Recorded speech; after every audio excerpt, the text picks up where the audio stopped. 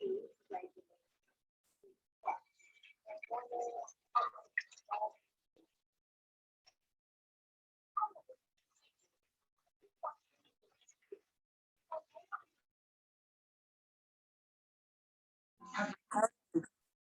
goal is not to laugh while you're calling out these silly names. And whoever laughs the most loses. Where?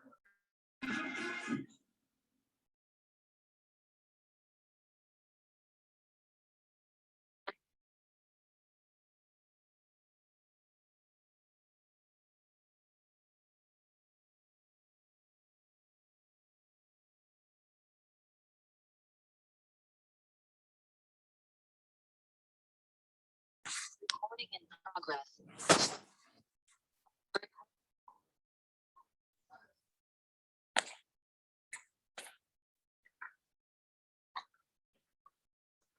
Saturday, which probably so it's gonna take us pretty much all week.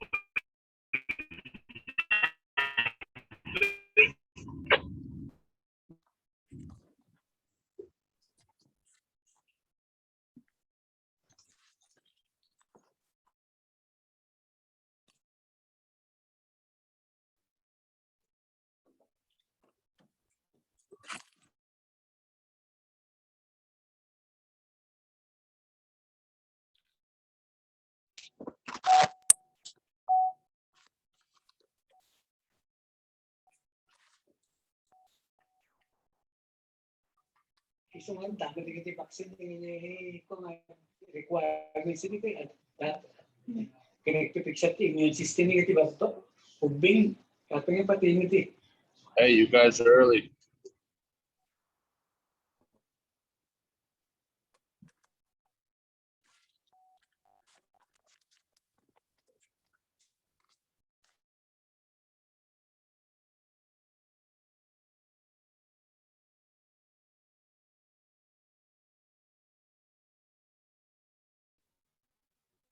Recording.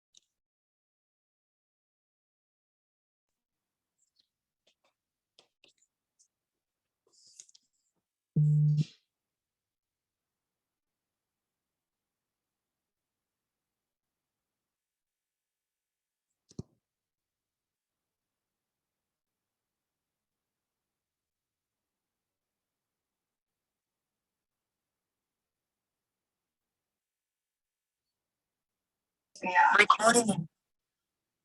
Get that out of here. And maybe have it as one functional space.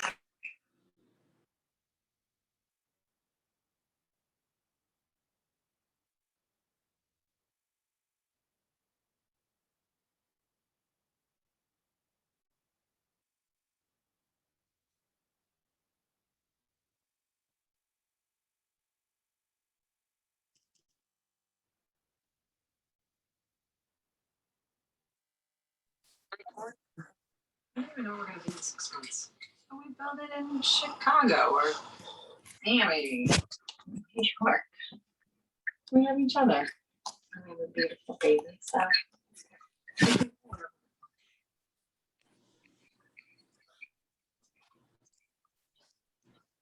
I wrote so much for this, right?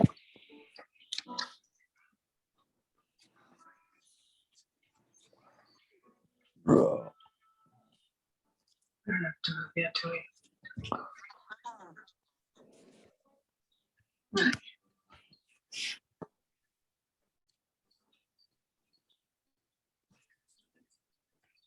Bruce? I'll have to do. And now you're stealing my freaking booze.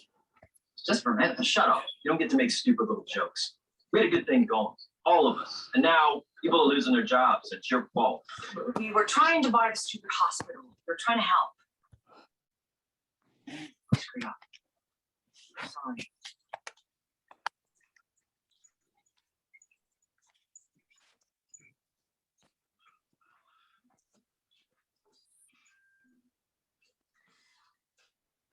Four-year-old Scotch. I appreciate it.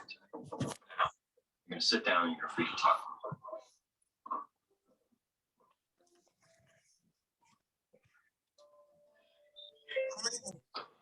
Well, Derek, it's over. Enough. You have to stop. And Ross asked me to write a letter of recommendation.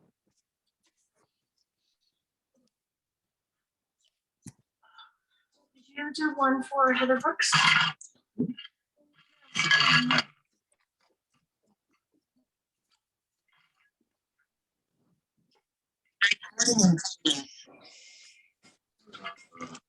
So,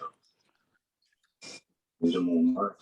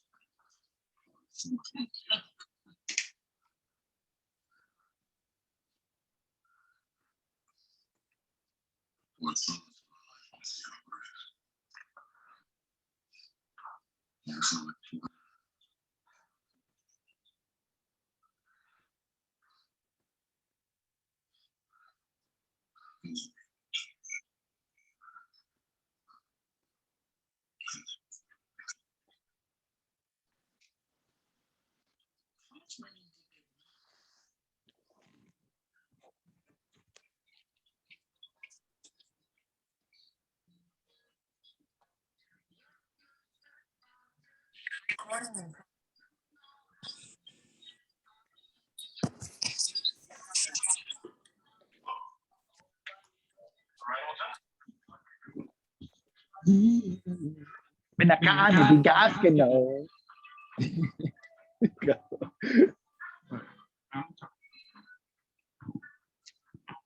Ven y dámelo, para que sea ya.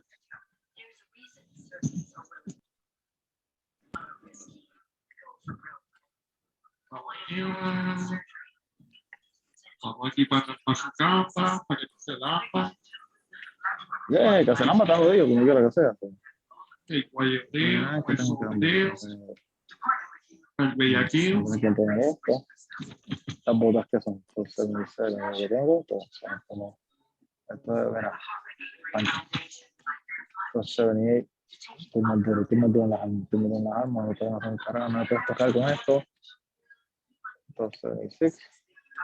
No puedes tocar con esto. Los guantes, a ver. No me puedes tocar, no me pueden tocar con esas mierdas, país. No también lo pueden tocar, país. La que estoy, mira. Ready.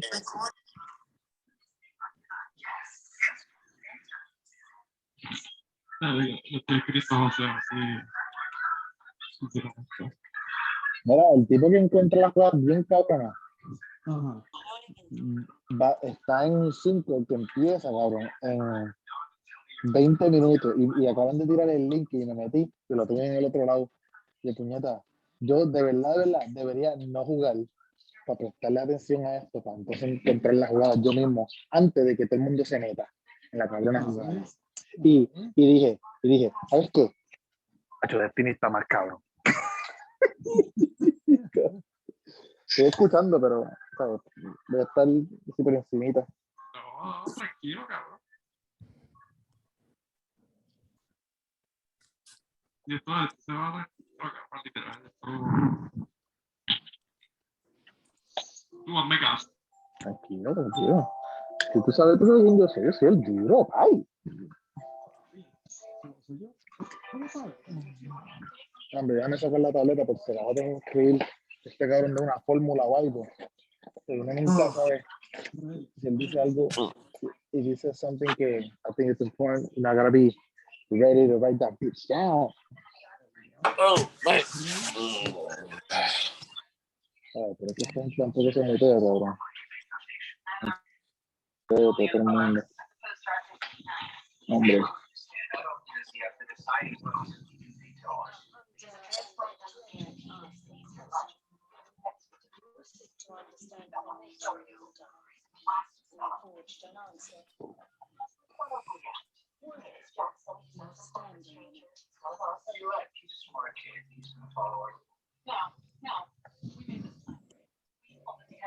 Ahí está. Vamos a ver. Bueno, me tiré para allá. Vamos allá. Esta es la mierda esta que yo no puedo pasar, ¿verdad?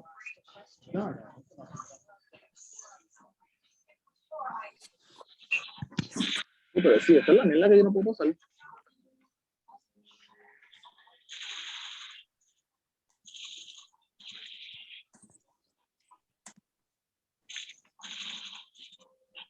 ¿Sabes? No me acuerdo, matarle a estos cabrones y...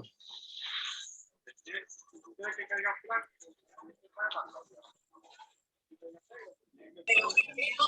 ¿Y qué necesito? Luz, necesito luz, vamos allá.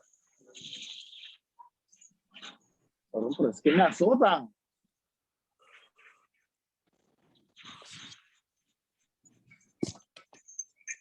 Ahí, este es el de la luz, ¿ves?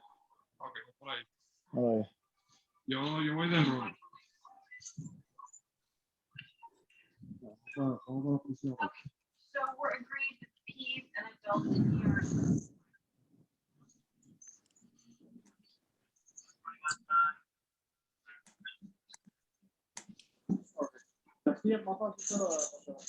Ah, cool.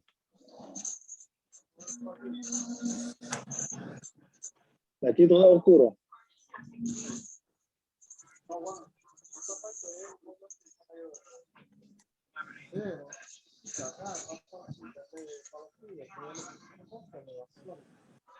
Luz clarita. Luz clarita. Aquí está el de la luz.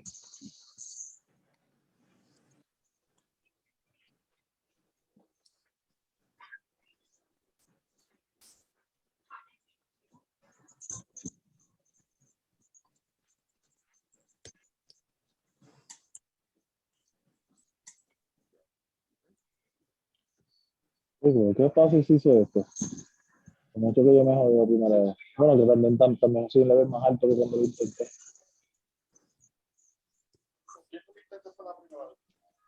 Con Emma. Solo.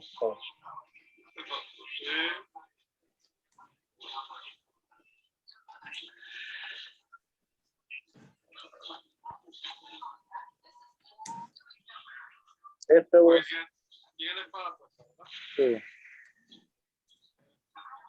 Por lo que vamos a hacer, lo más importante es mantenerte vivo. Ok, ese es el problema.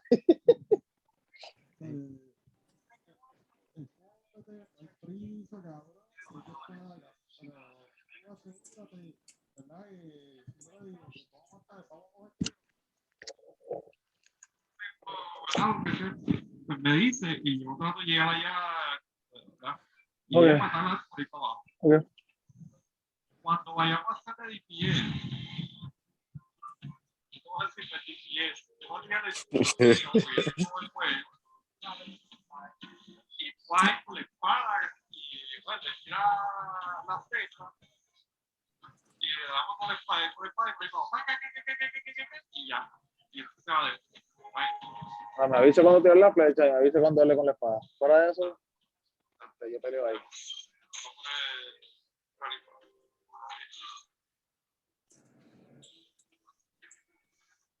Escondí. Pues tengo negro aquí. Oye, este grande que está aquí, ¿por qué no se desaparece?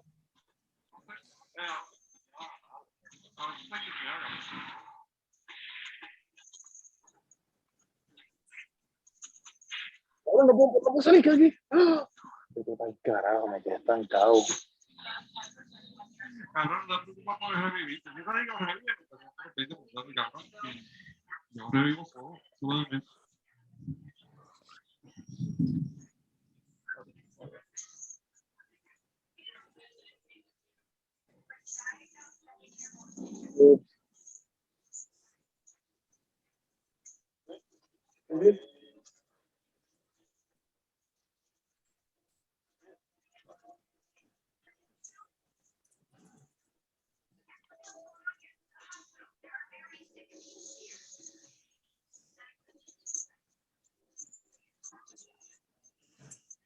Ahí está lo negro ahí. Necesitamos uno blanco ahora. ¿Qué hay que hacer?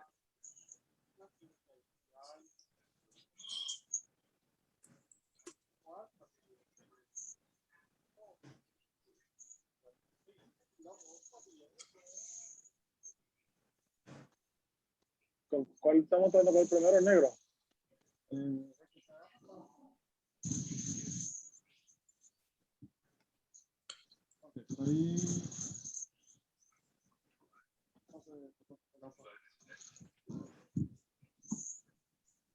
Aquí te voy a dar uno negro. ¡Ay, ya!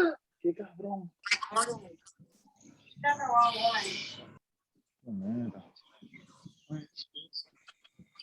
Hay uno que está casi muerto ahí para que sepa.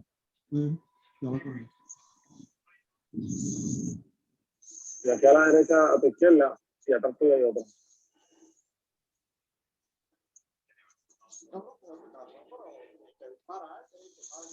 Cabrón, ¿qué fíjate? ¿Sabes? Ya acabamos de salir y el tipo empezó a aprender. Tú me dijiste mantente vivo. ¿Por qué hice? Correr para tratar de sobrevivir. Gracias a que corrí estoy vivo. Hola, hola. Me desaparecí, no me puedes ver. No me puedes ver. Me va a matar como quiera, que hijo de puta.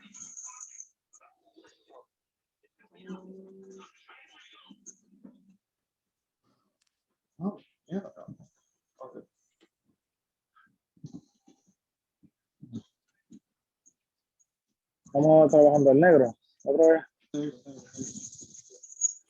A eso. Se fue, se cayó uno. A ver, ahorita, ¿dónde está el otro? Ay, te quedó un empujón. Mira. Ajá, pendejo, payaso. Ahí está.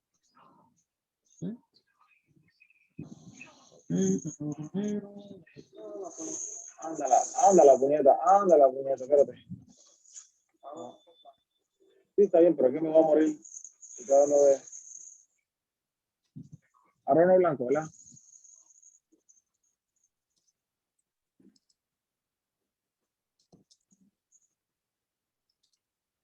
Estoy dejando uno aquí. ¡Ah! ¡Qué cabrón, me puto! No, cabrón, casi me matan otra vez. Está aquí. Ahí está. Lo dejé allá en el mismo medio, a los blancos.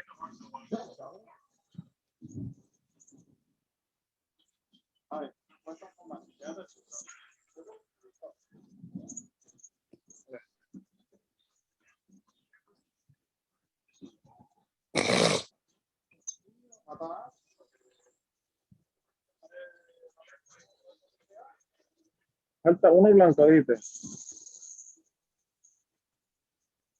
A ver, le quité darle vida a uno.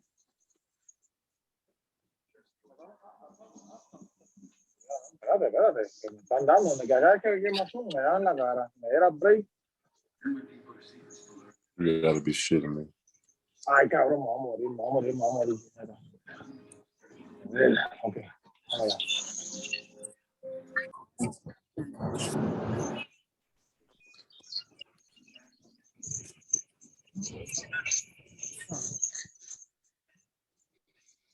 Matando a ver, sepan. Lo más que puedo.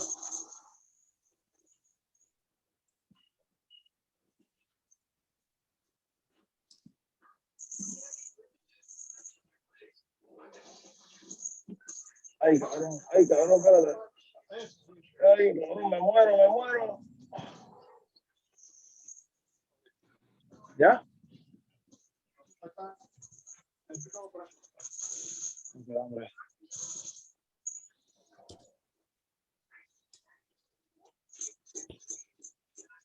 Ahí lo que tiene por la bueno. Vamos a morir. Ay, nieto, me muero, espérate. ¿Qué hago? ¿Que le tiro qué? ¿Súper? Ahí está.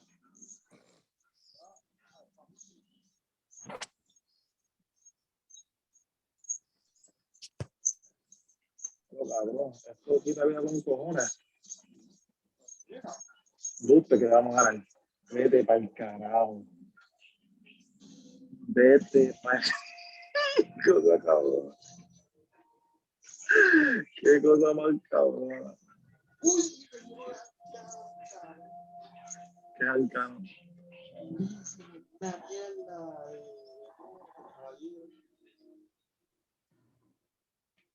La de esta.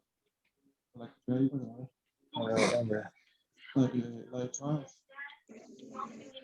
Uy, me dieron unas botas. Mierda. Pues a verla. ¿Me gusta? ¿Me gusta, cabrón? Ah.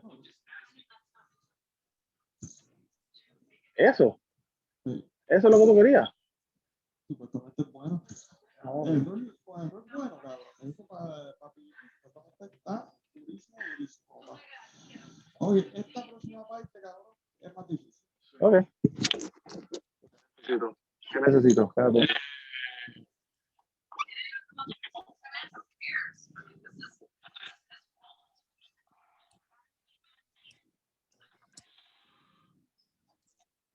Yo no te puedo conectar. Esto es lo mismo, cabrón. ¿Qué es esto? Vamos a ir con unos flights totales, pero... Cabrón, Esta esto. relajante, Cabrón invisible ahí tirándome. Mira, con las motoritas. Anda el carajo. Anda, joder.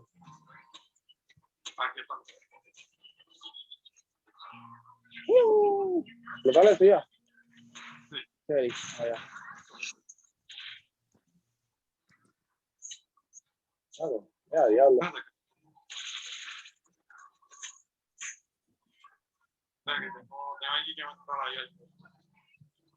¿Tienes alguien que va a entrar al juego?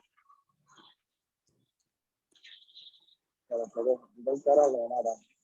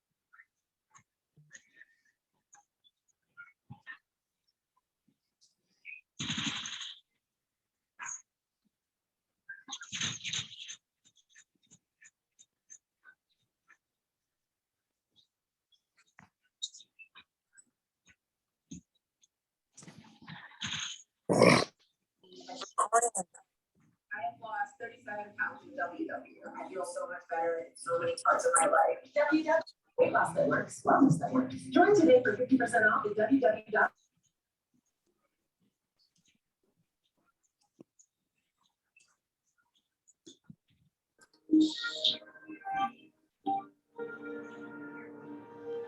Claro, cabrón.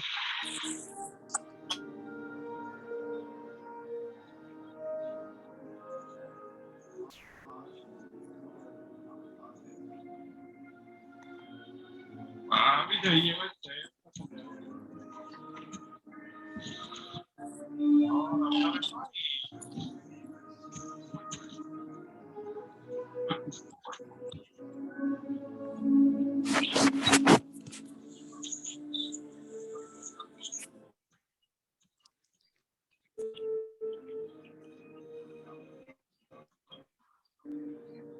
Espera, que hay unos cuantos aquí. ¿Estos son los flags? Sí. Ok.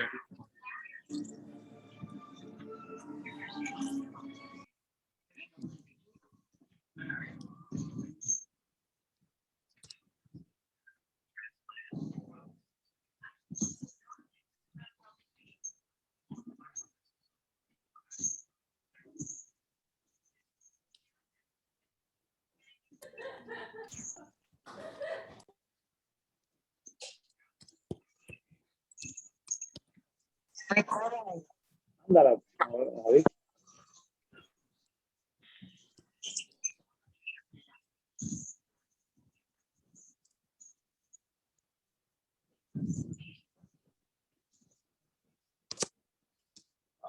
Ya, ahora está. No, ok. Con una puesta que va a aparecer más.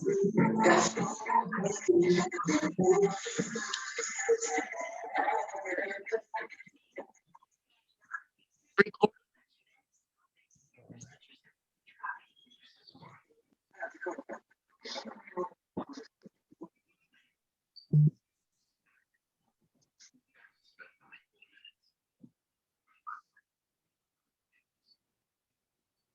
Esto tiene que ser.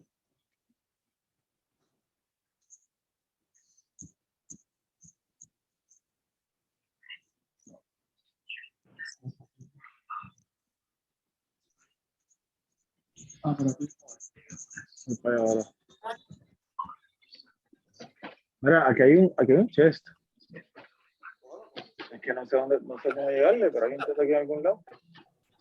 A ver, no sé. Ahora pues esta parte es similar a lo que estábamos haciendo ahorita. Lo único es que hay que hacer un montón de veces. Pero básicamente es, ¿sabes? Como...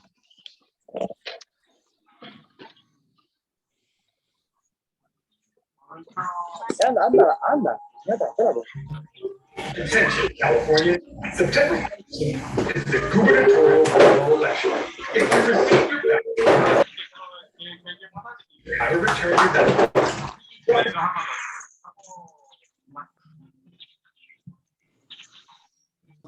Recording in progress. I Sí, actually pero have que no están grabando idea. esto, hombre. Yeah. Mhm. Hombre, ellos van a grabar esto, fíjate esto. Right, yeah. It's super limited.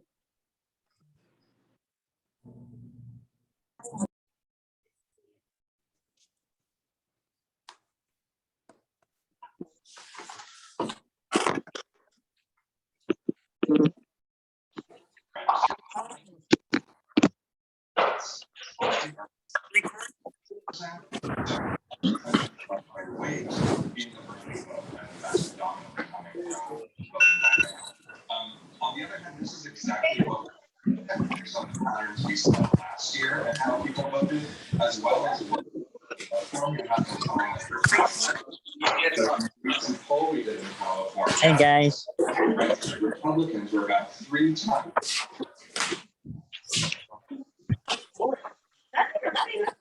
Yeah.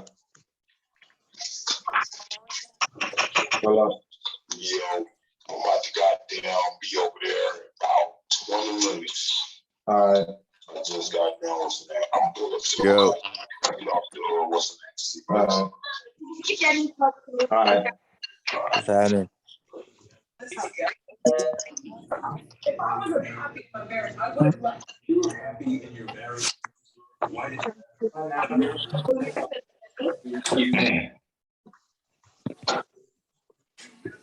Mine. Okay, so again, right? Just click this arrow. You notice that when I go over it, right? There's add your thread. Okay, so what was that? That was really our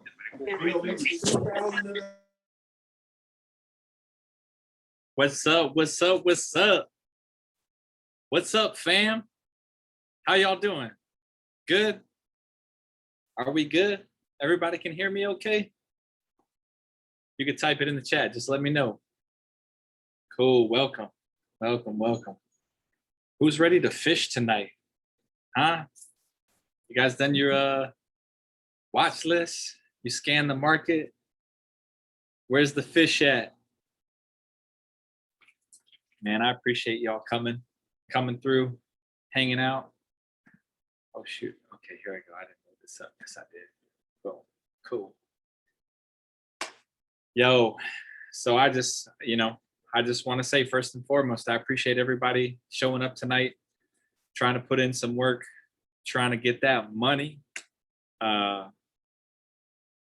We got some quad witching stuff around the corner, so who knows how it's gonna play out. But yeah, without further ado, let's get to it.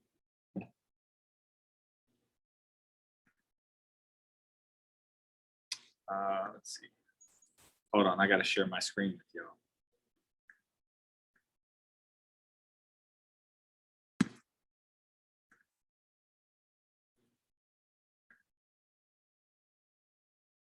Bam.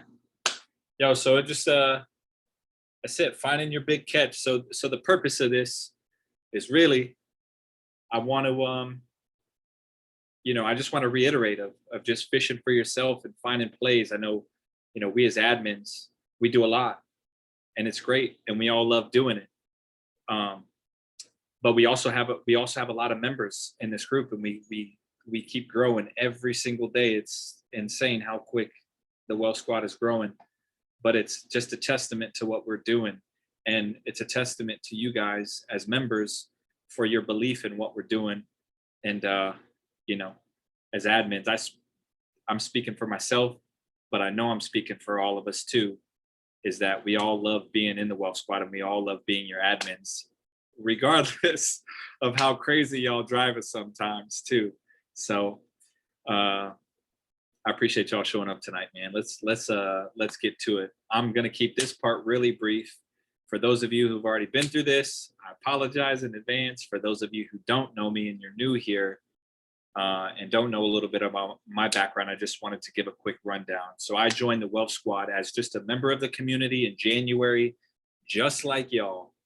And I just wanted I just wanted better for myself. I wanted better for my investments. I wanted better for what I was doing. And so I just went after it. I'd been following Chris and Gerald Peters for a long time, and I finally tapped into it. I tapped into Chris's content, his courses, and obviously Gerald's stuff with the money flow. And I really caught on to it. And I had that aha moment where it really clicked for me. And I just focused so much on just learning the basics, the fundamentals of it all. And I had some really good plays. And I just tried to help people, and I share wisdom from my own life and how it's carried over to the stock market. And I built up a little fan base amongst the community, you guys. And look, y'all are the reason that I'm even an admin. So I'm grateful, just as much as I'm grateful to Chris for putting me in the seat of that admin. I'm grateful to all of you for allowing it to happen, because you guys were the ones who tagged Chris and everything. You guys were the ones who really pushed for it. And so I'm grateful. And I'm grateful to be able to reach out to everybody and put you onto the things that I've put myself onto, and to catch it when I've caught it. So I'm grateful. But anyhow, I joined in January. Chris and you guys called me to be an admin in April. And I, I messed around and I said, it's like, I just want the launch codes, man. Just give me the launch codes to be able to tag everybody and talk to the whole group. And I've really, I've really tried to bring some flair to things, and to bring my own style, to bring my own personality to it all. And man, I'm having a damn good time, and I hope you guys are too. I hope it's showing and reflecting in your portfolios if you just follow the principles we teach. But anyhow, little background about me. I've been in the entertainment business for 14 years, like 15 years now, almost. As an actor, producer, I do voiceovers, a bunch of stuff. Really, I've been at it a long time. Theater, all that stuff. I got some projects in the pipeline. I got a couple of big TV auditions tomorrow, actually. They always happen on Fridays, and it's the worst day in the market to do the auditions too, because, option contracts expire on Fridays. And a lot of activity is on Friday. So I got to push through these auditions tomorrow so I can be at the charts and stuff. But anyhow, I've been at the entertainment industry for a long time. And before that, in another lifetime, I was a military veteran in the Navy. I spent 5 years stationed in Hawaii. I was a chef to 3 captains and a whole bunch of VIP dignitaries. And I was on an Aegis destroyer. Best 5 years of my life, hands down. It taught me so much. I joined when I was 19. And by the time I was 21, I had been to like 26 countries already. So that experience has really influenced my life heavily. And it's influenced heavily how I operate in the Wolf Squad in terms of the attention to detail and the precision and the research, all these things. It's all principles that I've learned from the military. It's all principles I've learned as an athlete. It's all principles I've learned as an actor, as a producer, in voiceover. Like, all of it is so connected for me. Also, I played semi-pro basketball when I was in the Navy. I played for the All-Navy basketball team. I played for the All-Navy Hawaii team. I got recruited to Southern Illinois on a college scholarship, on D1 scholarship, and ultimately didn't take it because I wanted to play elsewhere.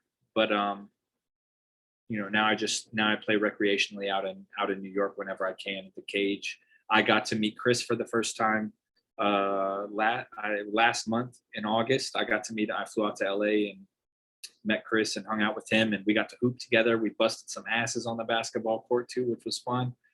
But yeah, that's something that I love to do. I love to be active and be fit. And I also run endurance races too, which I just had a big race back in July. And since that race, I'm just taking it easy. I haven't really done a whole lot of physical activity past that race. It just took a lot out of me. So just keeping it real. And in another lifetime, I was married for 7 years, divorced now, but these are my 2 boys, Brandon and Nathan. Brandon is my oldest, 15. This kid started driver's ed this year. It's crazy. Yeah, he's in the plaid checkered flannel, and my son Nathan is 13. He's in the yellow. Those are my dudes. Those are my why. It's why I work so hard. It's why I try to help everybody succeed.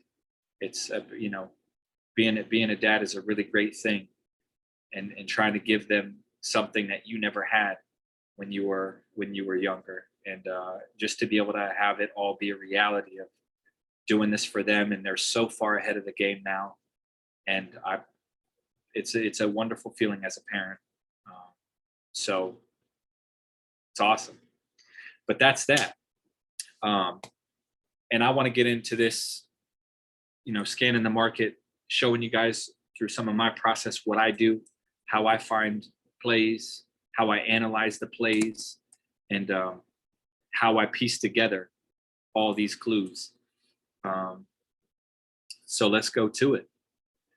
Let me see. Y'all can still see my screen, right? Cool. So I've put this out on other trainings and other times, is that FinViz is a big tool for me. There's a lot of people who don't use screeners for whatever reason. I use them because there's literally like 7,000 or 8,000 stocks in the stock market. And I use the screeners because the screeners make your watch list tighter. They fine tune the parameters of the things that you're trying to look for, right? Volume, price, catalyst, all these things, right? You can fine tune these through your screeners, whether you use FinViz, whether you use Thinkorswim that Ray's been talking about a lot. My go-to is just FinViz, and I have the Elite subscription. You have to pay for it. It's worth every cent, in my opinion. The Elite version, what I like about it is that it's in real time. Everything is real time for me, right? I know a lot of people, when you guys chart, you're like, oh, I'm looking at this on the 5-minute chart. I'm looking at this on the 4-second chart. Here's the thing. Y'all are entering plays on these charts, and it also affects your entries. It affects your entries. So for me, when I'm entering plays, I'm not entering plays on a 5-minute chart, man. I'm not entering plays on a 3-minute chart. I'm entering plays on a 1-second chart or a 5-second chart because I don't want to be behind the data, right? You can map out certain levels.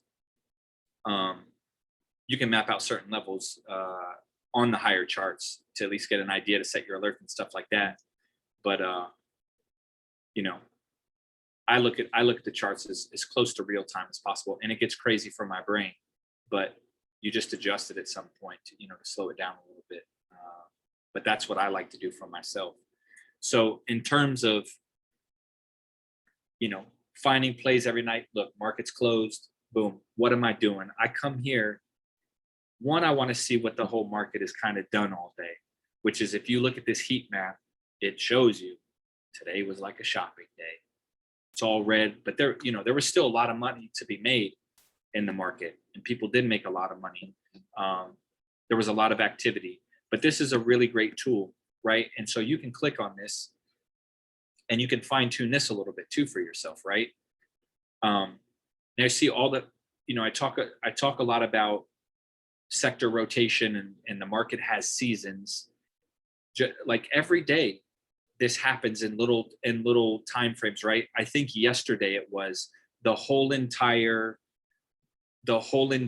grid of this was red, but then you had utilities all green. This was yesterday. I believe it was yesterday or the day before. And now you have this whole thing red, and now you've got you've got the financial sector that's moving. Y'all raising your hands. What y'all gotta ask? Hold on. Oh, you can't see my screen? My bad. Dang it. See, I always got. Wait, how come y'all can't see it? Oh, I probably know why. My bad.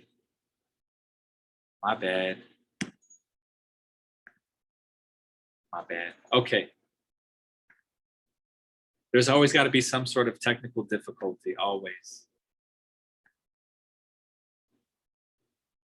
Are y'all good now? Can you see it? You can see my screen now? Cool. Sorry about that. Man, dang. There's always, one of these days I'm going to have a flawless training. Anyhow, so FinViz is my tool. I come here. This is the homepage. Like I said, I have the elite version. It just gives you all the data in real time. Like when you look at the charts, it gives real-time updates as they fluctuate, which is good to have. But I come here to this heat map. The heat map is the overall perspective of the market of what it did for the day. You can click on this to enlarge it, and then you can fine tune. You can fine tune these things too, right? So just like I was saying yesterday. Okay, now what's happening? All right, sorry. Yesterday, when you looked at the heat map, all of this was red too, but then you had the utility sector that was all green. A lot of it was. I think it was yesterday or the day before. But then now you see the whole market is almost all red, but then you've got down here in financial, almost the whole financial sector is all green. So the market rotates every day. It's not just little seasons, like January, February, it's this one. March, April, it's this one. No, there's a whole bunch of different factors that go into it. You got to stay up to date on the news, on things that are happening in the economy, because it's going to inform you of what's kind of rotate, what's moving and what's shaking, right? I didn't do a whole lot of back research today, to be honest, about, why the financial sector was moving the way that it was. So I'm not entirely sure of like why that is where it was. I wasn't looking at the financial sector today very much. But you can fine tune this a little bit, right? So that's the 1-day performance. You can break this down into weeks, months, 3 months, right? There's another tool that I've told you guys about too, which I'll go to up here at the groups tab. I look at the 3-month tab a lot because 3-month tabs give you a good measurement tool of what you can measure performance by, right? You can't really measure performance very well, I think, in a month's time frame. you can really see the differences in revenues, compare and contrast things. You can see patterns a lot clearer when you stretch it out a little bit, right? So I really focus on like the 3-month performance too, to just get a gauge of where it's at. And look, here's the thing too, right? So the year-to-date performance of the market, and this is always interesting, right? People are like, oh, the market's trash. It's this and this. It's going to crash. It's this and this. It's so risky. Man, look at all that green. This is the year-to-date performance of the market. There's so much money to be made, and there's so much money being made right now, right? Things are at all-time highs.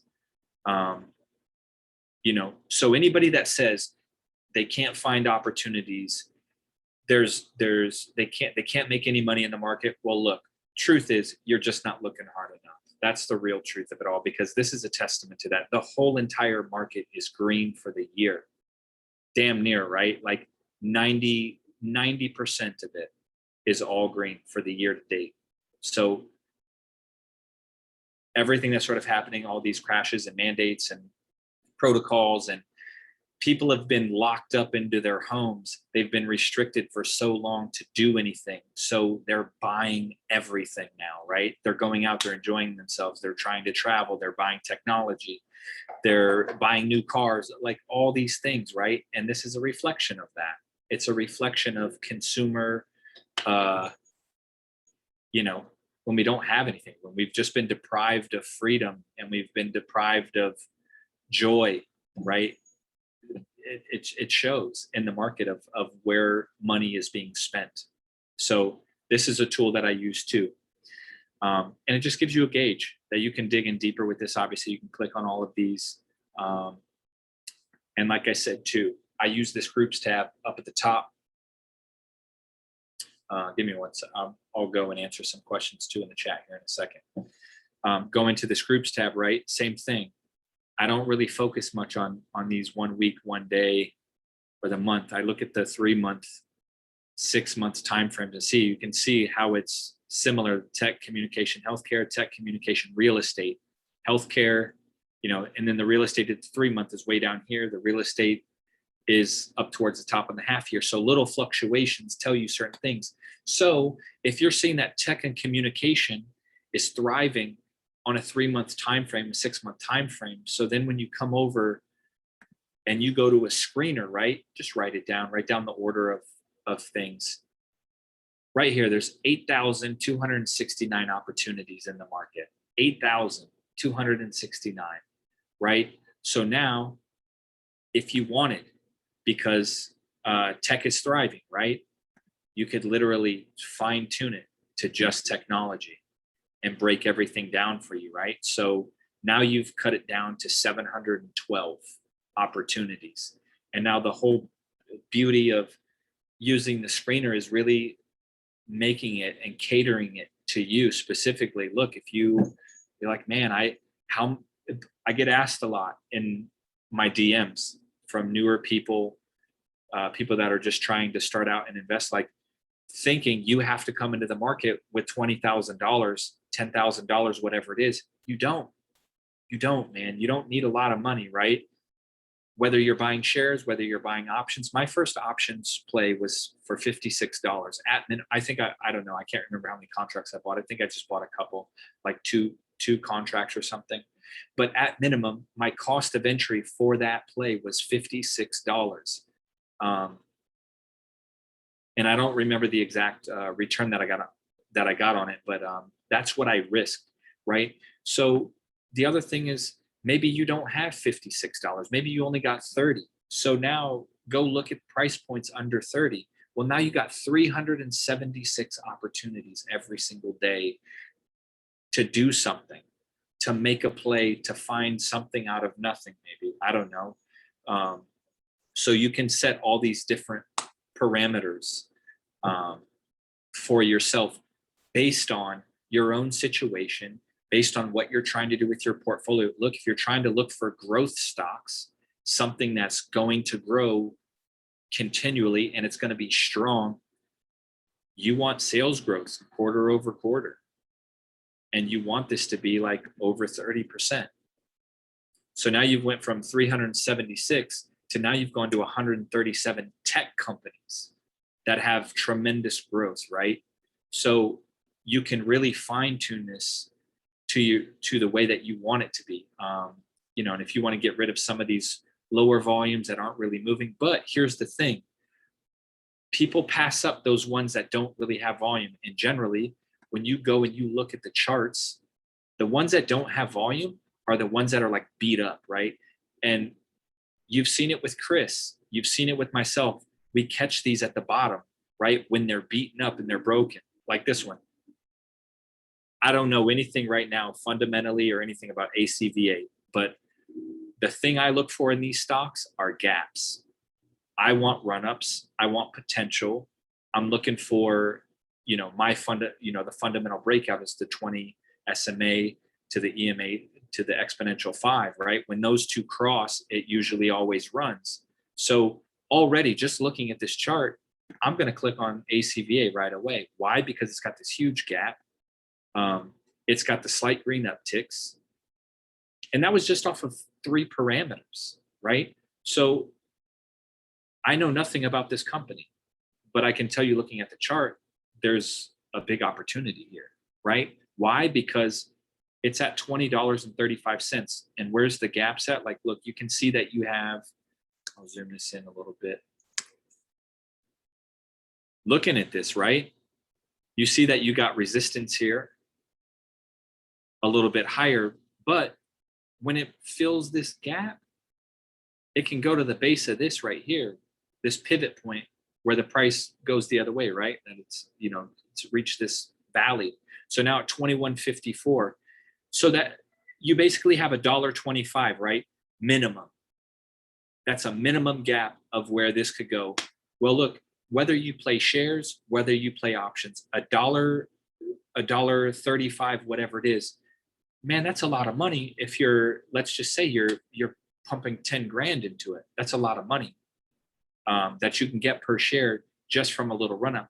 But in terms of that next, we always talk about levels of what's the next levels of, what are the next targets? Like if I'm buying shares in this right now, 2035, my first price target is it's going to blast through this one at some point. It's going to get through it. It's a hard resistance, but I'm probably setting my first target maybe here at 23, right here at this peak of the 20-day moving average, right? That's always a really strong resistance point on run-ups, right? So when it hits that 20-day, I could set it at 23, or I could even take it higher. And the thing is when you're setting price targets in these scenarios, it's about what's your patience like, right? If you don't have the patience to be able to, let's just say, whatever stock you go into, just go into it with the mindset that, look, I'm going to be holding this for 6 months before I ever reach my price target, right? The last couple of plays that I've posted in Research Admins, I've told you guys that they didn't take long at all, right? This one that I just got into the other day, this morning, SIRC, right? I started that position this morning. It already ran up 24%. Right? That was one day, less than a day, right?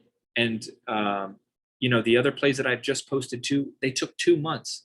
But I go into my plays thinking I'm holding this for 6 months before it ever does anything. And you know what? That's okay. It's beat up. It's consolidating. I'm going to catch it more on the dips if it dips. And I'm going to be here early at a low price point. And for those of you who know Gerald Peters' money flow, right? The stage ones, so that when it comes to that breakout, this crossover point, if you can't see it, it comes to this crossover point where these two cross, which it hasn't even really happened yet. If you look at it, it's pretty much there. When it starts, this next candle, this runs up, it breaks this, that next candle upwards, it goes right into a stage 2. In the stage 2, that's where you catch it. I try to catch it early. I try to catch it around in here, give it a couple days to run, let it do what it do. And then once it crosses, it runs up, right? And if you're looking at this stock, and I always talk about this average price action movement, right? What is it capable of doing in a day? What is it capable of doing in a week? You look at these levels. I zoom out so we can see. So you can see, let's just say, for instance, at this crossover point, right? This was at 22.81, and in one day, this ran up to 23.65. Well, on this day here, this was at 23.23. Didn't run up very far, but you look, so this was at 23-ish. Let's see. Yeah, like 22.87. And this ran all the way up to 24.68. And counting the candles, because each candle is a day. So 1, 2, 3, 4, 5, 6, 7, 8, 9, 10, 11. So in 11 days, this ran a couple of bucks, right? So you break that down on certain levels. And even here, just as capable as it is with running up, there's a breakout and there's a breakdown, right? Breakdown's obviously like a chance for you to buy more shares, chance for you in the options to play puts and to make more money on the downswing, right? So anytime the EMA 5 and the 20 cross on the downswing, it's a breakdown and it's gonna plummet. It plummets every time, and you can go and you can look at the charts to see it every single time. Or if those two lines get close to each other, it usually goes in that downswing. Like right here, you see it had that slight downswing and it fluctuates for a little bit for a couple days, but same thing. And then it just continues to plummet until it reverses, until it switches back to the other side. It's just going to continue in that downtrend, right? Everybody, I just want to open up this chat. Everybody good? Everybody following along? Seeing what I see? You can just drop it in the chat. Say, yeah, we cool. Cool, you see it. You see it. All right, so zooming out of this, right? My computer's just a little bit slow, so I apologize. It's been working hard, man, I'm telling you. I know this thing is overworked. I'm about to get a new one. Anyhow, I don't know anything about this company really, but in doing so, the thing I like about FinViz is everything is all right here, runs you through it, right? You can see the price target upgrade. So this has a price target upgrade or downgrade really. No, upgrade. 29. Neutral to buy. Neutral to 29 to 23. It looks like they just had some news, which is good as a catalyst. You know, you can dig deeper into those things, and the RSI is low. I'm not a, so a lot of people too. Here's the thing about RSI. I don't use the RSI all the time to dissuade me from entering a play. Why? Because, and for those of you who don't know, it's the relative strength index, and it's basically the strength of the stock as it trades against itself, right? It's the number of transactions, it's the activity, it's a measurement of that. It's a safe navigation tool for traders to be safe, right? You can play the RSI and you can bet that it'll pull back. It doesn't always, not in every scenario, right? And here's why: because the RSI doesn't ever take into account what catalysts are out there, right? Yes, it has memory, and yes, it's gonna, it'll hit the stock will slow down at these RSI points and peaks, but if the catalyst is strong enough, the RSI isn't going to matter. It's going to blast right through it. So I don't use it all the time to deter me from entering a play.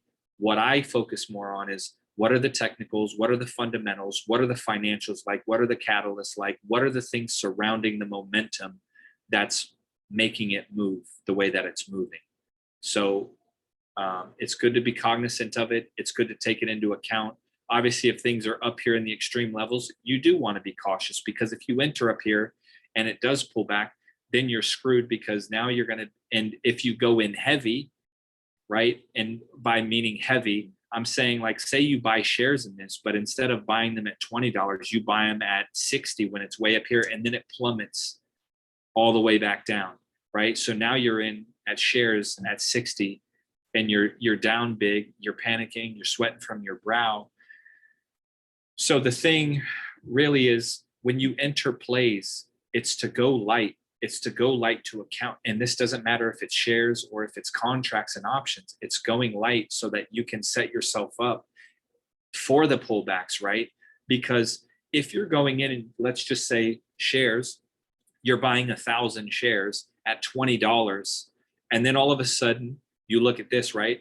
Fundamentally, this could possibly even tank to below like 1875. So now you've bought 1,000 shares at $20, and let's just say it goes to 1875. Well, for you to even bring that back into the money, you have to buy more than 1,000 shares just to even get that back into the green. So the idea is for you to start light and go into it on a smaller scale and scale into it as, you know, the dips happen and all that stuff. And it's the same with options too, is to start light on those plays, because we all know how it pulls back. As soon as you hit the trade button, it usually goes the opposite way. It happens to all of us. And it's just, you know, it's just the nature of the beast. So it's all the little things you have to do to set yourself up to be able to stay in the money, to hold your positions and to be profitable.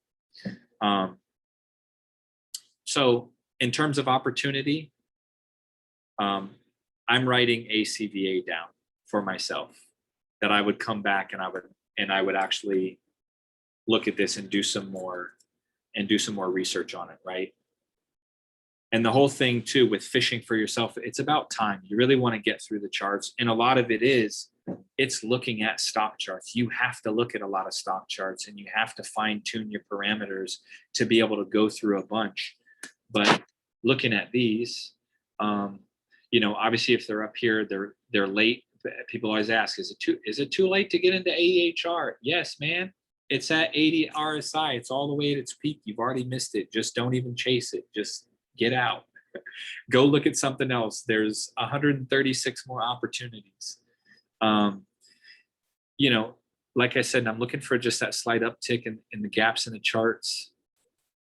Even this one, AIRG, so it doesn't have the slight uptick. It's on the downtrend a little bit, at least from a zoomed out perspective. But looking at it, when it loads and if it loads, looking at it, like it could still reverse, right? So this is at 1384. So looking at this chart, and you look at this pivot point where it was last time when it reversed, chances are that this bounces at 1345. Why? Because now it's a double bottom. And when there's a double bottom, it usually bounces, right?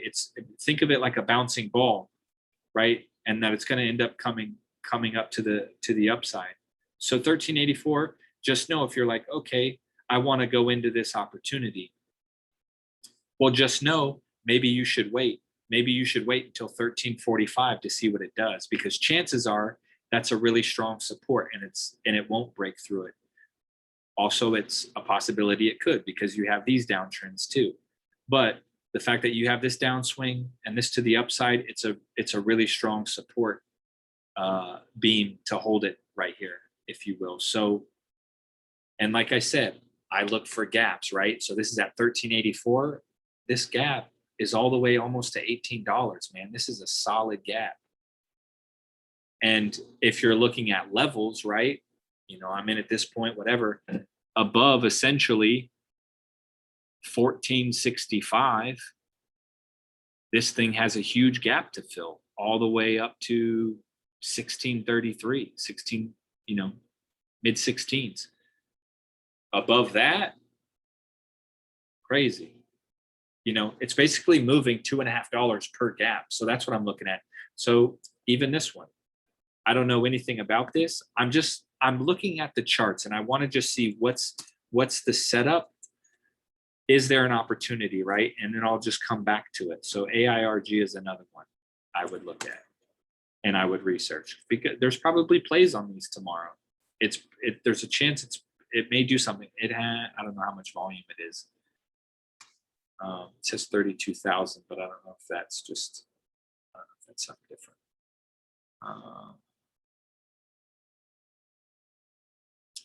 Cool, so there's that one.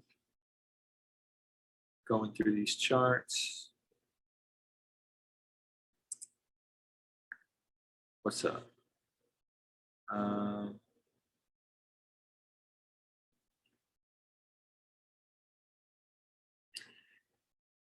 Y'all good? What does price target upgrade mean? It means that an analyst has done research, you know, throughout the Wealth Squad. We always call them the nerds. The analysts that they've done their research. You have to leverage the work that these analysts have already done and trust their research. They've done far more than what we have. So the price target is giving that an upgrade, right? They're just saying it's going to go higher. And usually when something gets a price target upgrade, it usually runs because it's really good news for the stock itself. But look, just looking at the gaps, for it. Which one? The AIRG. That one looks like something you should look into. Even this one too. ALKT has a nice gap that it could go to, at least to 35. I mean, this is a huge resistance, right? Because it consolidates a bunch right here. There's a box right here.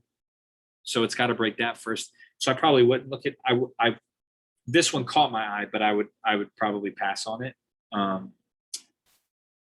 like this one though, AMPG. Why? Because anything going sideways this long is going to have a really strong move when it breaks out. And you can see it's probably not far off. Why? Because the 20 and the 5-day are right there. And the gap is at 6. Obviously, this is a really, really strong resistance point for it. So look, price target wise, you could do this two ways. You could enter at 359 and run this up until 636 and get out, because it'll probably get pushed down at the 200 day. But if it breaks through the 200 day, well, it's probably get pushed down right here at 564 because it's at this peak, right? 564 is one spot. And then this little gap in between from 564 to 630, 636, whatever that was. There's that. But once it breaks 636, it's got all this gap to fill right up here, right? So it can essentially go 636 to, basically the base of these. You can take it to the candles, but in terms of where I'm looking at like maximum levels, that sort of thing of where it could go, I take it to the base or the peak of the pivot points. So that's essentially around 871 on this one. And at this point, I'm looking at how this is consolidating, right? So this has been consolidating since basically the middle of April, right? It's got to break through this wall at 627, which 627, you notice it here, this level, this peak, right? This pivot point, 627, you take that all the way over to present day. Well, what does that equal? It equals the 200 day, right? The 200 day is literally right there at that same level at 627. So it's no surprise that this didn't break through here, because it's essentially equal to what the 200 day is now. So there's that, piecing those clues together. So with this, I don't know what this consolidated before in terms of months, but if this has been consolidating since the beginning of April, you've got April, you got May, June, July, August, September, you've essentially got 6 months worth of consolidation. So now I want to see, did this consolidate for 6 months before this started to run up here? And before it started to run up right here? Was this a 6-month consolidation? Because if it is, look, that tells a story to you. If it consolidated back here for 6 months and it's consolidating over here for 6 months, chances are you know what's going to happen. So then you can anticipate it, right? So this is something that I would also look into, because it also has it's got a nice gap. And it's, really just doing your research on it. Looks like they haven't had news since August 19th. Insiders acquired stock in large numbers. So now I want to scroll down and let's go look at the numbers, right? I do. September 9th. The director bought 112,000 shares today at 4:05 after hours when the market was closed for us, right? So bought 5,000 shares. So now he has 112,000. I guess that's right. Yeah, number of shares, the value 19,000. So there's this play. This might be something. Who knows? That's the thing. Not all of your plays are going to hit, right? Not all of them are going to be bangers. No, I take that back. They are going to be bangers. 10% is a banger, right? In profit. Doesn't matter. The key is to look at the charts, find some patterns, the parameters that you're looking for, and write them down and come back to them. Put in the research afterwards, right? This one has a nice gap too. This one was up 2% today. AMST.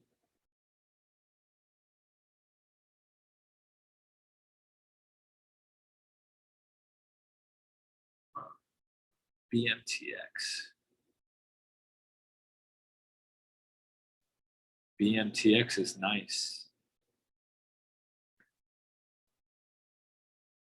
I say BMTX is nice because it looked, at least from a distance, like it was on the downtrend to being undervalued, right? That it's all the way down here. Chances are it could end up going down to this level here at 20 in the dip, right? So this could still fall down here at this level. But like I said, I like gaps, right? So this is at $9. Price has memory. So at minimum, this could end up going to 12, but this could also kind of settle around here at 13. So now you got an opportunity to make $5 a share, a little more than $5 a share for this, right? You can set your price targets at whatever your patience is, right? You could set your price target for $11.50. And that's still, essentially you look at it, right? How I say go into it acting like you're going to hold it for 6 months.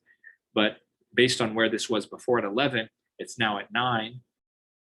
You can essentially, at minimum, say, I'm going to be holding this for at least a month and some change for it to get back to 11 at minimum, right? You can already prepare yourself for that, right?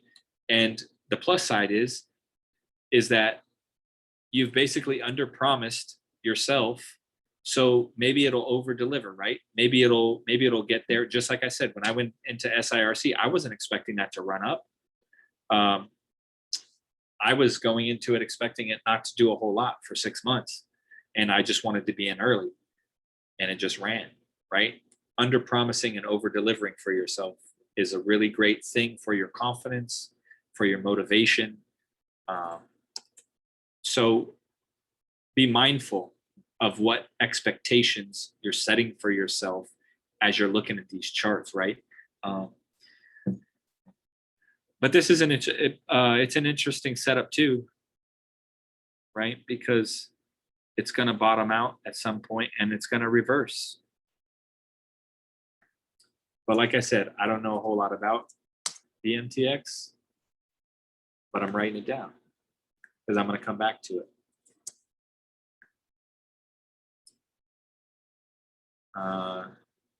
Y'all following me? Mike, what determines if you're going in for options play or swing shares?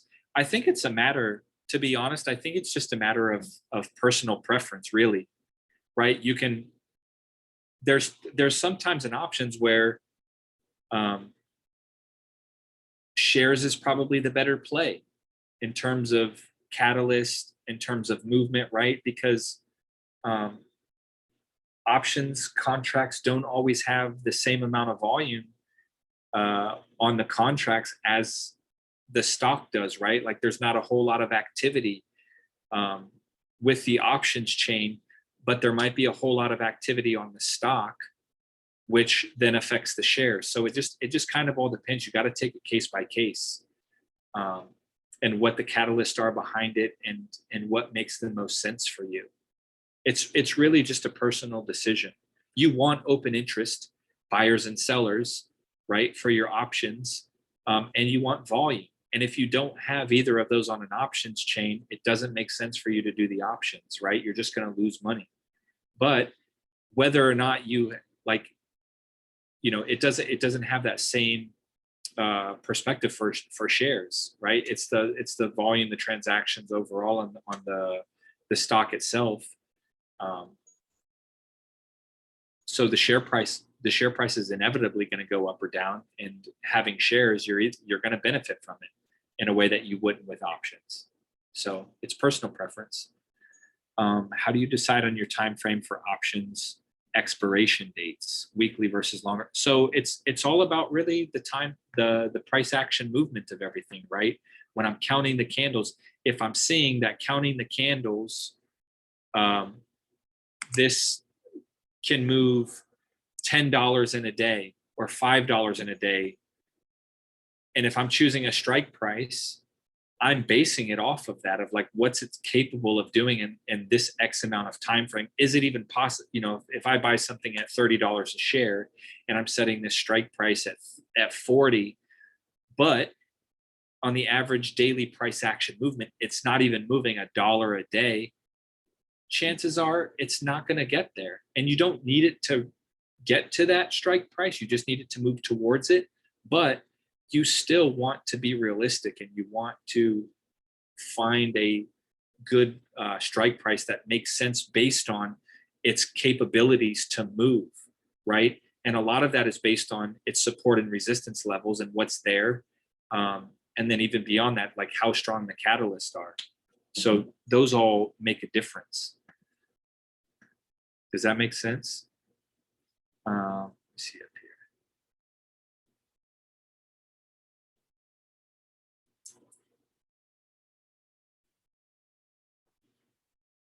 here. Can you break down a gap? So, I mean, what I've been talking about, here's one. I'm going to, I know there's a lot of people who are afraid to play earnings. A lot of people are afraid to play earnings. But the price earning gap is really great sometimes because they're really strong runs. So for this is playing price earning gaps from what did it do last time during earnings? How far did it run up, right? So my presets for this too is I choose the earnings date, and you can toggle this earnings date for this week. I usually do like the next 5 days. I live in this little space, right? So in the next 5 days, you have earnings for 15 companies. The average volume, I put over 300,000. 300,000.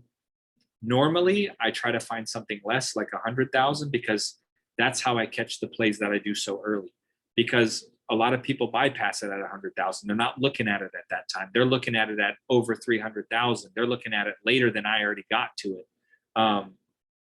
So with normally 100,000 is like what I do, but for this sake, with the presets that I use for the price earning gaps, the peg stocks, is that the average 300,000, but the current volume, right? So your average volume is like on a daily basis, what is this averaging every day? And your volume, for those of you who don't know, it's your transaction. It's the number of hands that this is touching every day. This is being traded 300,000 times in a day, right? That's why when we say volume, of how profound that is like, look, AFRM was traded 10 million times today. That's crazy. When you think about that in terms of people, right, and business transactions and money, when you attach that to money and like the share price of what's happening, it's mind blowing. And then the current volume I put over at 500,000. So that's meaning like the current volume, what this is that at minimum this is being traded 500,000 times today. And then I set it for optionable, right? So, and I always want to look at the one with the most volume first. So I'm just, shoot, what happened? Okay. So I always I put it in order so I can look at it a little bit easier. Where did the thing? Oh, here we go. Charts. Here's another thing too. y'all, is you can use these tabs too of looking at ownership, right? So the ownership is really important for plays. Ownership in terms of your inside ownership is like, what are your shareholders? What are your executives own within the company? If they don't own the stocks, it's not necessarily a good sign either, right? But if they do, chances are like they believe in it. There's catalysts coming up, can mean a lot of things. So this is owned by insiders at 40%. So they dictate where this is going to go. They sell their shares, it's going down, right? They buy more shares, probably going up. The insider transactions, this is just a change in that. The institutionally owned, this is huge. I look at this so much for stocks, right? You look at these plays, right? I believe this is what? Oh, this is Dave and Buster's, right? Dave and Buster's is owned by 95% institutions.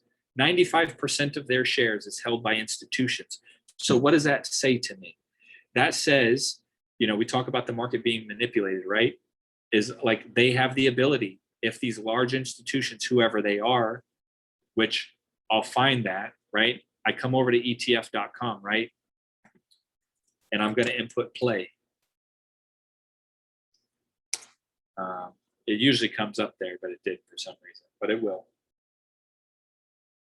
So with play, I want to see ETFs, right? What ETFs are these in, right? It's got 68 ETFs that have this.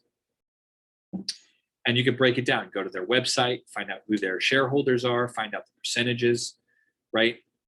You can find out the biggest holders. This is another tool that I use to do more due diligence and research, but you know, keep that in mind for yourselves. And then we talk about all this, the shorted float, the outstanding shares, you know, essentially like you look at these, how I was saying, I like these gaps, right? You look at this, a lot of people have been playing AFRM. Well, you look at the shares outstanding to the shares floated. This is a big reason why it's run the way that it has, and it's been so strong. And just looking at this, you see CXM. I don't know anything about CXM. I don't think I've ever played CXM before. You have 252,000 million outstanding shares, and you only have available 15 million. This is a huge gap, right? This is a big play. So, like seeing these gaps, like the 252 to 15, you know, that obviously really stands out to me. Even PSI, the 106 to 13 stands out. But really, just looking at this data, I'm about to go check out CXM.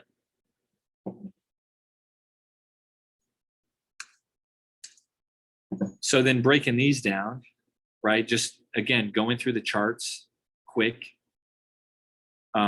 Earnings gaps, right? So now you want the gaps. You look at Tiger, 1338. Where was it before? You know, this is going up as high as 25. So let's just say they have earnings. It doesn't. So this doesn't tell you when they have earnings, right? So you got to go to some other resources, right? You can go to Earnings Whispers, earningswhispers.com to be able to find out what day they have earnings, right? But usually the run-ups are always the week of earnings. And then chances are when earnings hits, it'll run up the morning of or after or something like that. So you can find all this out on some other sources. But looking at these gaps, look, if this has good earnings and it's positive news, this has a nice gap to fill. It's at 13. At minimum, this could go to 17, right? And it'll get that pushback from the 200-day, which is a given. It'll probably get some pushback here below that at 14, which you can see because it's pushing it down here. And it's the resistance from the 20-day moving average. But with good earnings, this could hit the 200. Could hit the 200 at 17. So if you choose to go in on shares, and this is what, man, this is almost kind of like a triple bottom. No, it's like double bottom. You got a bottom here, bottom here, bottom here. So this is trying to do something. It's trying to bounce out of this formation, right? It's stuck here at the bottom. You can see it. This is holding its support right here. So it's obviously strong, right? Which goes back to these that are holding it up essentially. You know, and looking at where it's at 1338. The base of that green candle is at 1207. So let's just say hypothetically, this could fall to 1207, maybe. If it does, chances are it bounces to the upside. Good earnings, this goes right to 17-ish, right? With a good earnings, this will break right through the 20-day. So this is an opportunity for earnings. So throwing it on the list. Just to go research it later, right?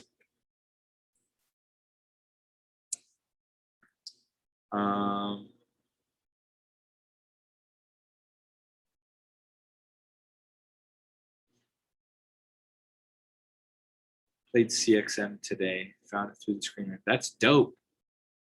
Yeah, I didn't even see CXM.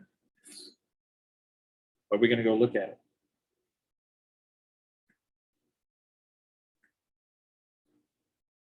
So TIGR, that's a potential for earnings. I like the gap. Now people played ASO. ASO looks like it could maybe do something too. Could bounce. It could bounce off of the 200, or I guess it's the 20, the 20-day. I mean, sorry. Here's one. Love. Did anybody play Love? Did anybody play Love? Shares, options, anything? No? My man, Franklin. Franklin was on it. Look, I got Love. We all got Love too, right? No, that's great though. Looking at this setup, right? RSI is still fairly low, right? It's not going to be extreme until 70, so it's got some room, still got some room to move. So if that RSI is at that level, right? And it's got earnings, right? We don't know what these catalysts were of when this pulled back, but the fact that it has earnings, the RSI is where it is, chances are it's probably going to break through this extreme level. That would be my guess based on where it's at. This is at 62. I mean, this could easily probably reach 69, 70. Because it's at the base of these candles, these pivot points, right? Good earnings. It's just now breaking out, right? It ran up today. Somebody said that the FOMO on it, right? You haven't missed anything. It just broke out. It just broke out. Like, this is your confirmation, right? People wait for 2 or 3 candles to go into plays, right? So let me take this over to TradingView. TradingView is where I go in real time and chart. This for a sec. So looking at TradingView, time frame continuity's got it all bullish. Crunching this in, right? So if you're drawing levels on this, let me see. Let me just look at this for a second and kind of see what I see.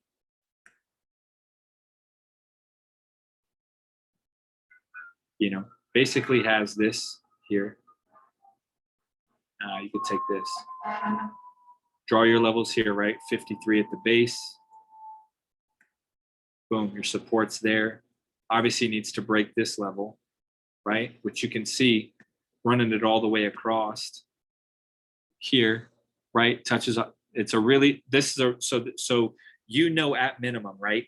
This 63.49 is a really strong resistance for this to break through, right? We always talk about key levels to break through. And look, doesn't matter if you're playing options, you're playing shares, whatever it is. Like, yes, it would have been nice to catch this at 53, right? But you haven't necessarily missed it. It's not at the extreme RSI. It still has a huge gap to fill, right? This is the resistance or the support at 68. So now in between where it's at, you've got a $6 gap that this has to fill, right? You can see it. These pivot points right here, right? It breaks through those. Then you can see where it consolidates right here for a second. Same thing, it kind of holds that.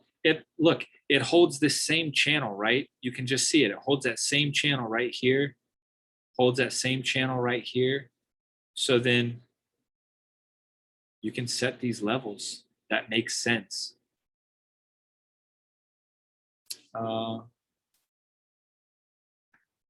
That's where I would set it for myself. If I'm mapping this out and I'm mapping strategy and entry points, if I'm getting into this, like so people always ask, oh, is it too late? Is it too late to get in? What do I do? Is it too late? This is your range. This is how I base this, right? I'm gonna, make this bigger. So based on where it's at, this little channel in between, right? If you go back here, you can just see where everything holds support, it holds resistance, it consolidates sideways, holds this here. You go back in time and you see it too, where it holds it at the peak here. These hold, right? So this little channel for me, if I'm entering this play or exiting, right? They're like, oh, is this a good spot? Between 61.45 and 63.49. These are good entry points, right? If you miss those, then you got to find another one, right? But I think based on where this consolidates, where it moves sideways, this is the range that I would give myself if I'm entering this from an options perspective. But also too, if I'm entering this in shares. Why? Because look, ultimately this could run up to 63.49 and it's probably going to get pushed back down. But then at minimum, like this could still fall to 61.45. It could also fall way down here. It could fall down to 53 or it could fall back to 56. But to get to 56, it's got to break through all these candles. And it's, this support level is pretty solid. You could even do, if you wanted to see what that next level below that one was, I say it's right here at 59.71. So if you're in it at 61.45 and 63.49, you're okay. If it falls below that 61.45, well, you got to be prepared. It's probably going right to 59.71. It's pretty likely because in this whole channel, it didn't hold anything, right? I mean, these plummeted here. I mean, these kind of sit on that base of that. That's what I see. That's how I assess this when I look at it. I know you guys probably see things differently, but that's what I look at. And that's just on the day chart. Said it broke 64 and after hours. Dope. Goes to 100. Yeah, so love is a play. You could go into love and you could play something. I think I would find out when their earnings is. I don't know when their earnings date is, and I don't know what Ray put out on his watch list. I don't know what Kayla put out on Kay's plays for tomorrow, but I don't know if love is on there. But if it's not, I would put love on your radars because that's still a good play for tomorrow. What was I doing? I was going to do something. I forgot what I was doing. Yeah, I also look. I look on stock charts a lot too, but I bring it over to TradingView to like chart it on a different level, right? But I want to go. I like looking at it on stock charts of mapping it out, kind of seeing the other price points of where it's at on a different viewpoint. So I come over here and I look at this chart too. That's all. It's personal preference of where you go. FinViz I use for the screeners, but they have the charts here. I don't spend a whole lot of time like dissecting those charts. I'll bring it to stock charts or I'll bring it to Trading View. I've been trying to get better with Trading View, but I like the cleaner space on stock charts. I can just see opportunities a lot clearer than I can with Trading View. So I bring it over here. Love, I think is a good play. So if you want to play options, right? And you want to play love, I was looking at Zscaler earlier.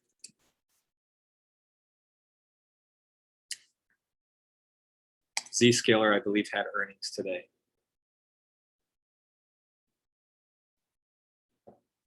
So with love, and I just do this on the Yahoo Finance. And I bring this over to options if I want to play the options, right? And just looking at what are the plays. So the share price 62, broke 64 after hours, where this is at. So share price at 64. So you look at the play at 65, and granted, these are probably going to be a lot more expensive for tomorrow morning. These are probably going to go up. But the 65, the sentiment of it all is obviously the call flows are more than the puts. But if you're looking at option plays, it's that $65 call is the business. That's where I see that play.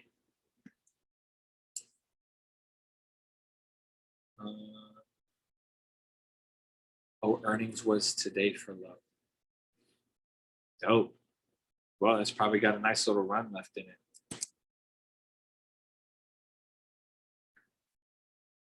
Yeah, I see that one. There's love. Let's go back and look at some other ones.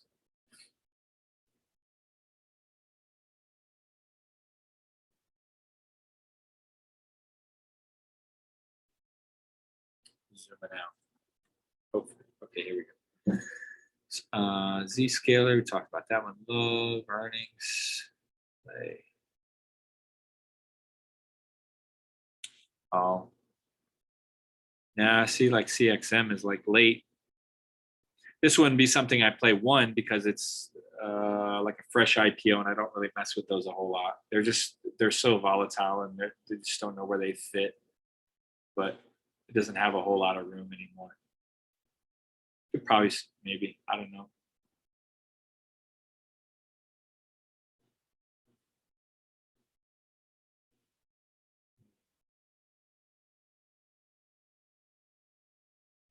SI has a nice gap. This one does. I mean, this one's just consolidating, but SI has a nice little gap. I don't know about the Sumo Logic though. Anybody know about this Sumo? I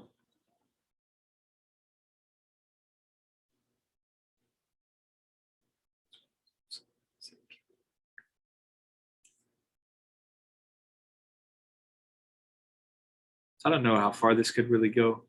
This is consolidating forever. Sumo Logic, slightly bearish, they say. False. So they just had earnings today. So this falls. But if they had bad earnings, you could also play this on the flip side. You could play, if you're in the options world, you could play puts on this too. So that could also be an opportunity.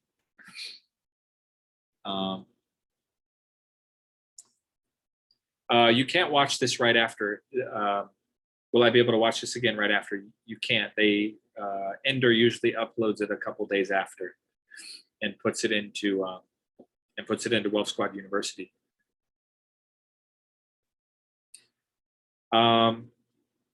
Brad, so how about you dive into your due diligence after you've mapped the play in the charts? All right, cool. So y'all got a play y'all want me to look at? Or I can just look at one of these, right? And I just look at one of these. Mile. They can. Y'all are all freaking out about Mile, man. So one of the ones we looked at, I think that AMPG looked really nice.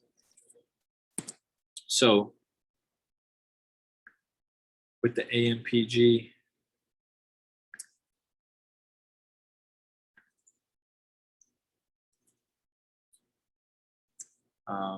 Another spot I go is microcap search, just so it just puts everything in one spot a little bit.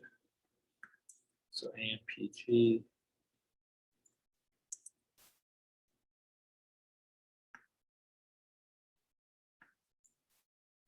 I want to go to their float, their holders. I want to come over. I want to look at their website. I want to go to Twitter,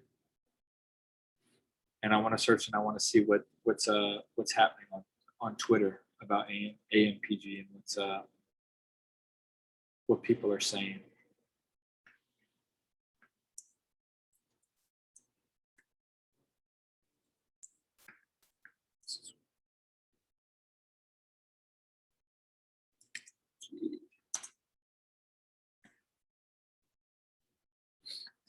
I think I got to close some of these screens. I'm coming over here to Flow Algo too, right? I'm coming over to Flow Algo. So Flow Algo is the options chain of seeing like what the dark pool is saying. Do I try stock twits? I do use stock twits, but I use Twitter more than I use stock twits. Stock twits has been better for my due diligence, I've found for myself. Do I check Twitter for all my plays? Yes, 100%. Like I'm on Twitter all the time, scouring it for plays, cross-referencing plays, looking at plays of plays, just seeing what's happening. Because look, Twitter is the #1 news spot in the world, man. It's where everybody goes. There's a lot of chatter on there. But at the same time, too, there's a lot of trash also. So you have to weed out some of that stuff, too. So AMPG. I just want to see if any options came through. Any crazy things. There's nothing that came through on big like sweeps. The sentiment 75%. Put flow call, in the favor of call. So there's a chance that this is positive, right? It's going to be it's going to move to the upside.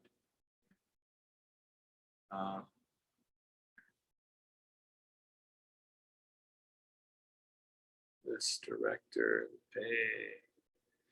So it looks like AMPG deal with like microwaves, amplitudes.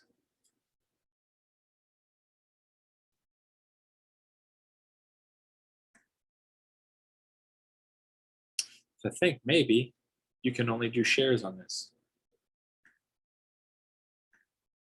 Not quite sure.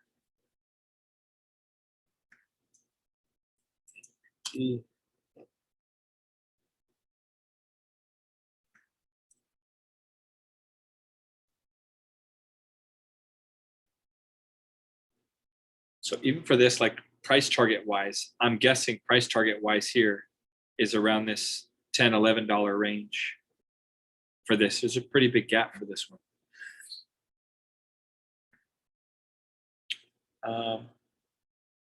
Looking at their market cap, 33 million. Their price earnings ratios, first target estimated. So their first 1 year target is at 10.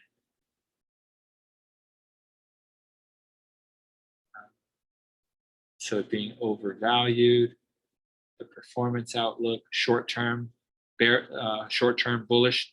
So here's the thing, like your performance outlook, right? You're thinking about how long am I going to hold this? What's the outlook before this moves? Well, this is between 2 weeks to 6 weeks that this is bullish. And then the midterm, obviously 6 to 9, 9 months long term, it goes bearish.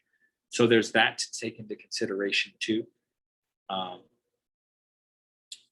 I want to see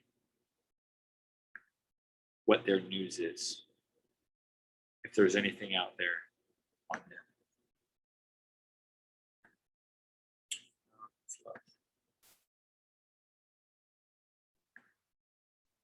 So that forwards it over to the NASDAQ,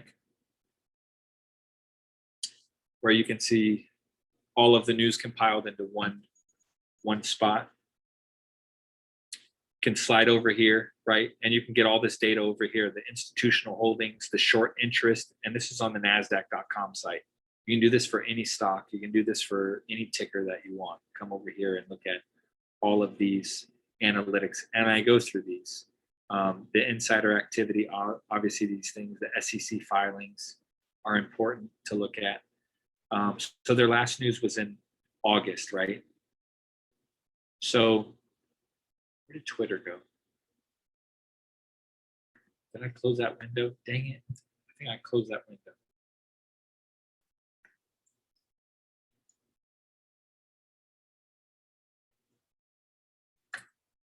I didn't mean to close it. No, I did. On it.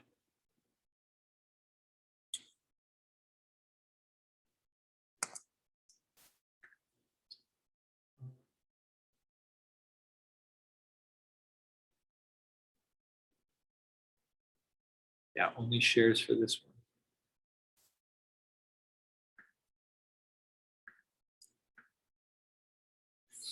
Sorry, y'all. Everything's a little bit slow. I think I just have too many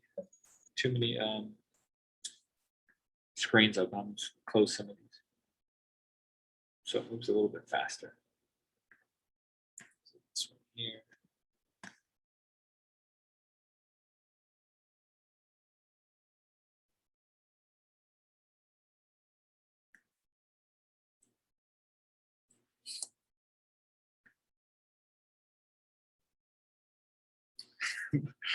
Well, this thing is on the pinwheel of doom.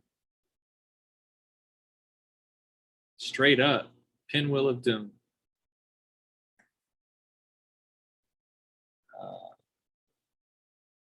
Control Command T. Note to self.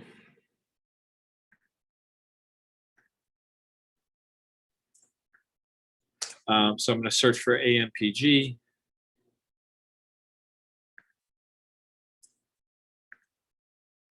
I'm going to close that. I'm going to close that NASDAQ one because that one I think always makes my my comp run slow. Just a spot that has all that data.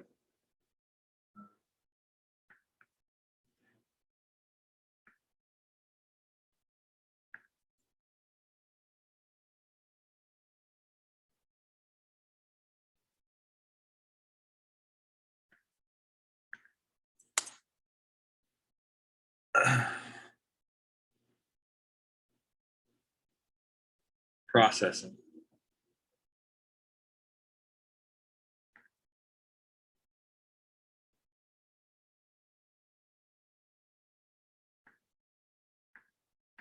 All right, then I'm going to click over on the latest for that. Just got to close out some of these windows.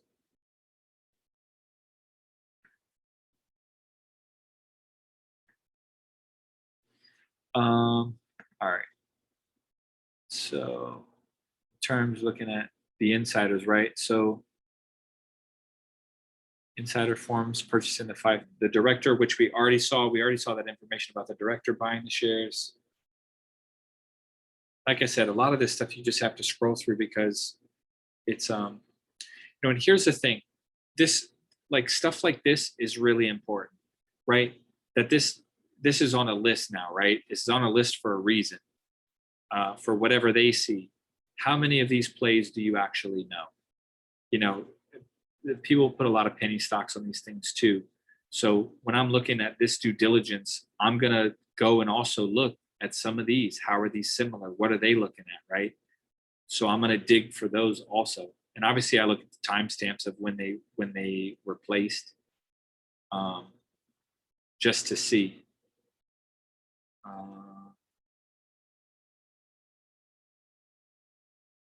So rose above previous day's high today, right? All of these stocks. So I might even go look at all these stocks in addition to AMPG and finding that one, right? Strong backlog, cash position, quantum computing theme.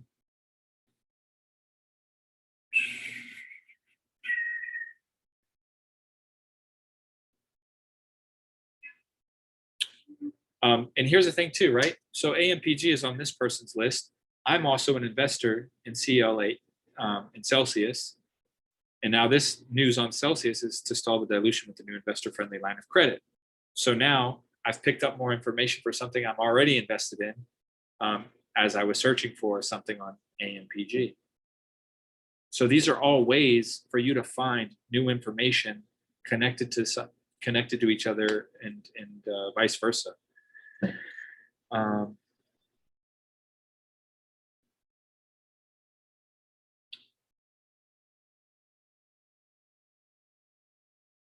So wait to see what they do with the $36 million they got. That will change things. Okay, cool. So they got $36 million that they're sitting on in terms of cash, whatever that means. Like what's that projection? What are they going to do? So I might dig into that a little bit. I'll take notes and I'll dig into that a little bit more. I want to see where they allocating that $36 million.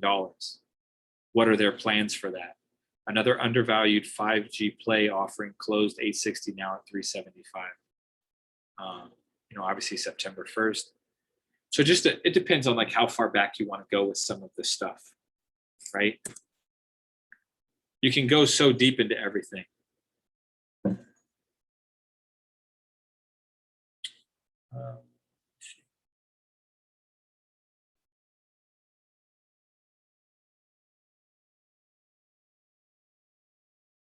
Always been confused how pharmaceutical therapeutic companies that have no revenue or profit. So pharmaceutical therapeutic companies that have no revenue or profit, I just look at their projects. I look at their pipeline of what they have going on. What are the studies they're doing? And the thing with these biofarms, right? And a lot of people don't play them because they're so risky, right? They're risky because of, well, what if their trials are just tank or whatever, right? Or their products don't work.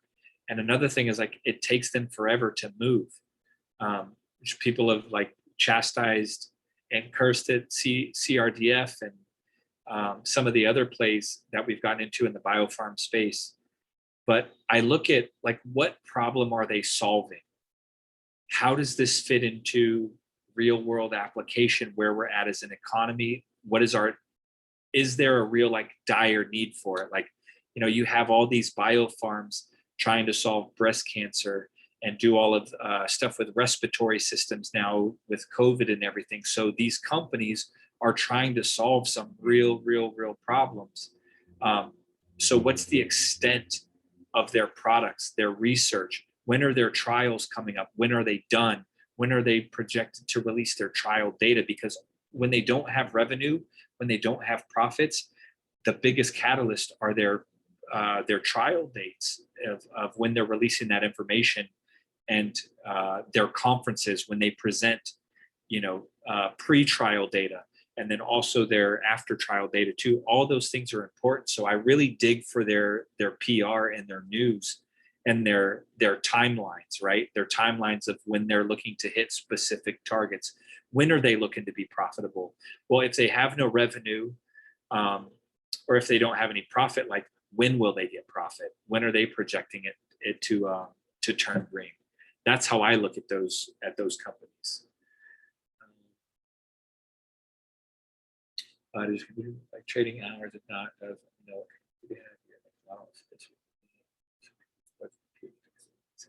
powerful. It doesn't really move like this during trading hours at all, and I have very minimal screens up during trading hours, and I use my phone a lot too. I double dip between my laptop and my phone for everything. AMQ high 396, current price 359. Yeah, like it's pretty crazy, the difference of that, the 52-week high to where it's at now. So I also want to know, like, what's the reason for that decline in AMPG, right? What's the difference of that? Why is it so low? Why was it beaten up so much that it's at that level right now? So that's something that I will like dive deep into for the due diligence, right? Price has memory. It eventually goes back at some point, but that some point could be 5 years, could be 10 years, 7 years, 3 years. It doesn't matter. At some point, it recovers essentially and gets back to where it was. But that's a massive decline. So I want to know like how far of a gap that was. Can you go over price targets on SIRC? Yeah, I'll do that. Look, I really like this company a lot. And I'm going to put this in stock charts.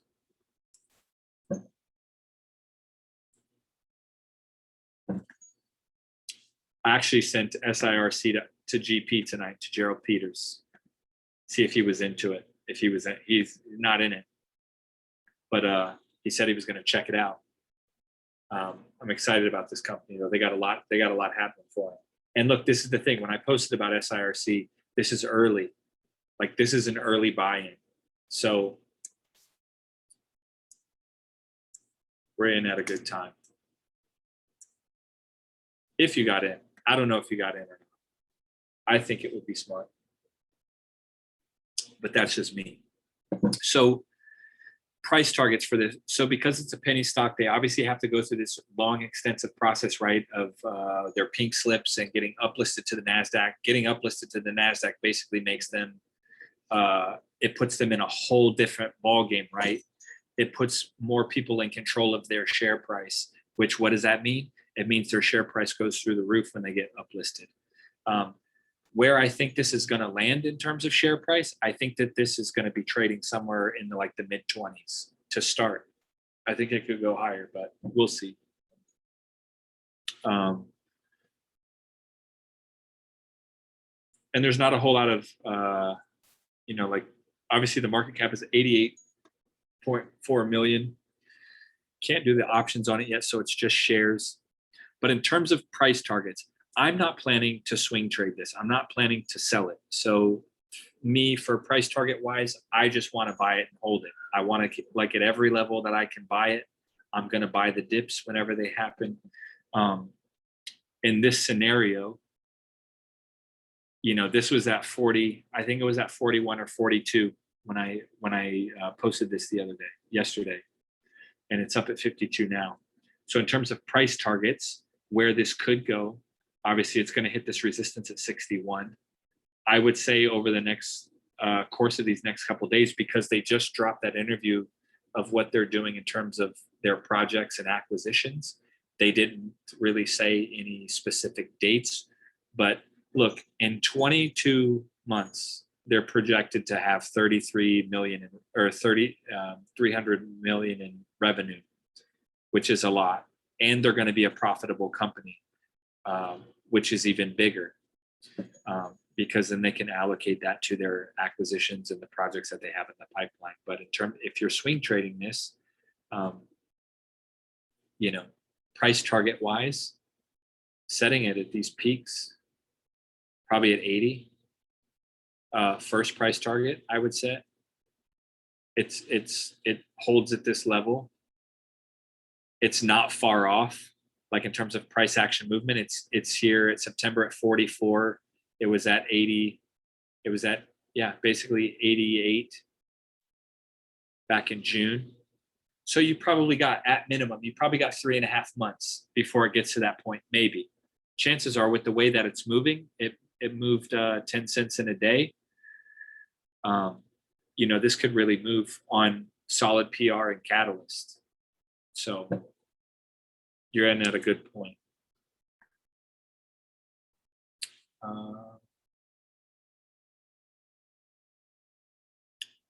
So the RSI with it, in terms of the pullback, I would expect to. But at minimum, your pullback in your RSI probably isn't going to come until the 200 day. And your 200 day is probably right here where this was. It's equal to that. It would be my guess.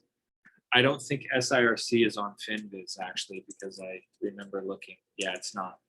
It's only on stock charts.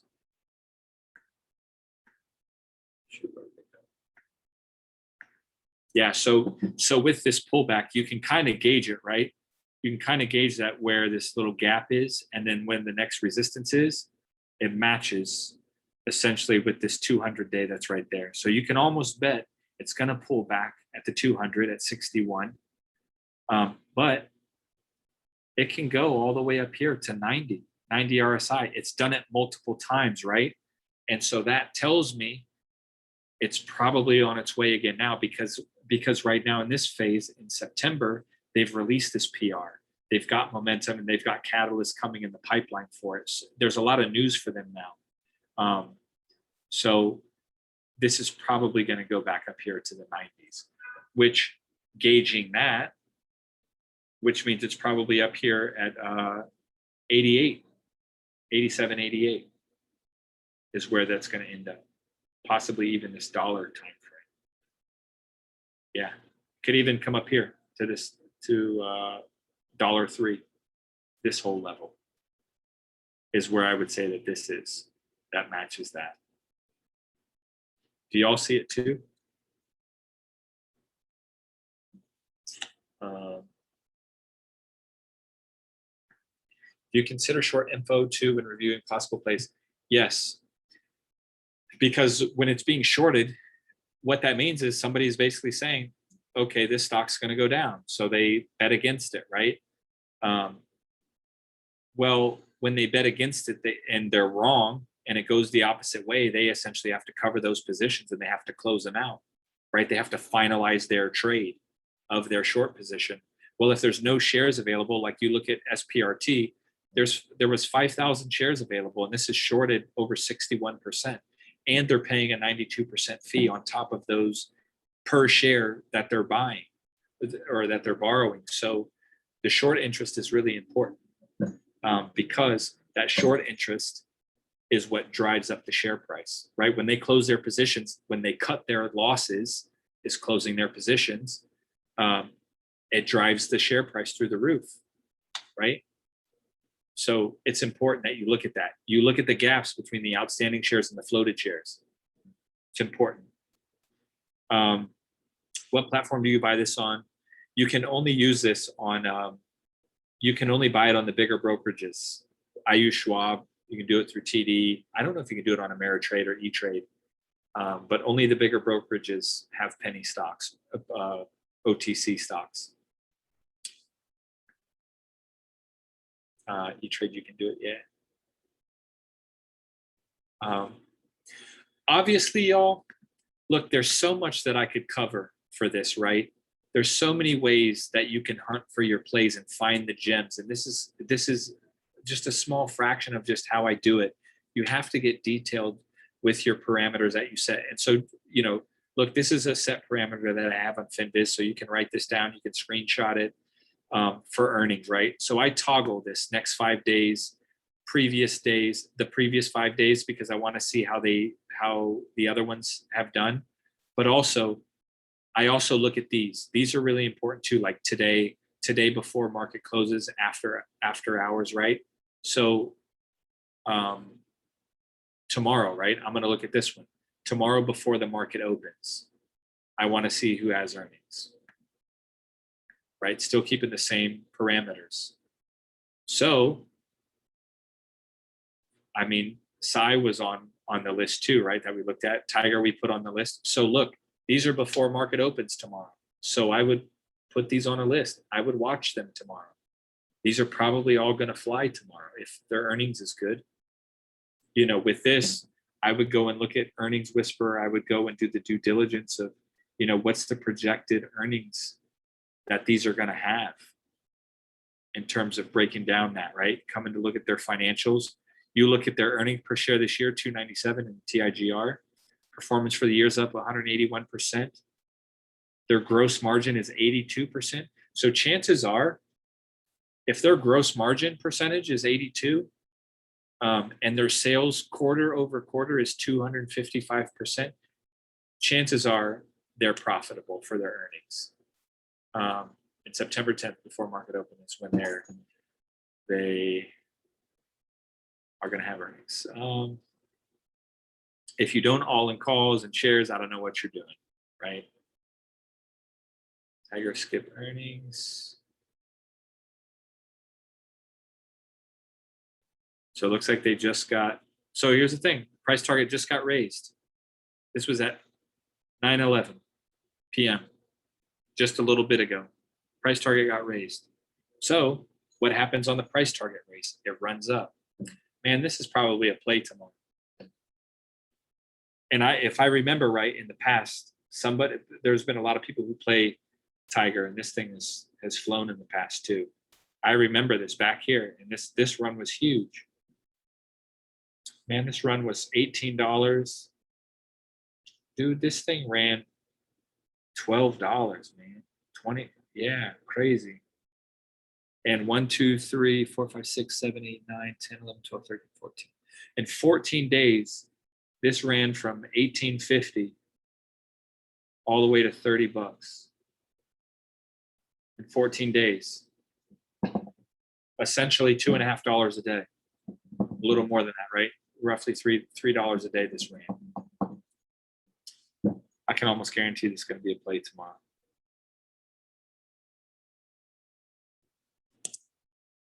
What y'all think? SIRC is still a good buy. Yes, it's early. Y'all are early on SIRC, trust me. Are you worried about Mile? Nope, I'm not. Look, those expiration dates on Mile, it's the 17th. We still have another week. Yes, quad witching is coming up, but it's got some time. It's still got time, but I'm looking at it too. I'm going to dive into some more due diligence on Mile tonight and assess where it's at. Because also too, I don't want to be holding a lot of stuff over the weekend going into quad witching. Monday, I don't know, Monday could be a brutal day. Who knows? SIRC is a really, really great play though. And you're early on it. It's before it's uplisted. There's not a whole lot of people who know about it. So I'm just saying, get in if you want. I'm in it for the long term. So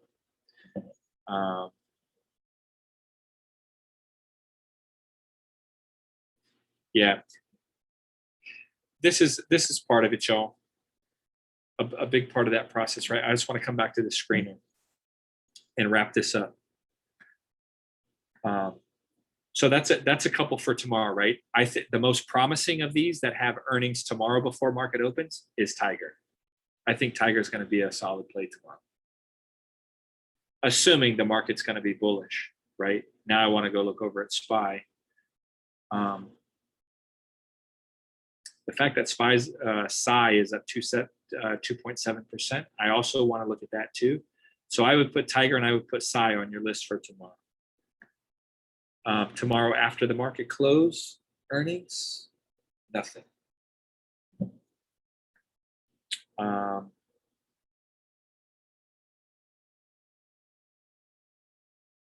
So then obviously the next 5 days, you've got all these, right? You can check some of these.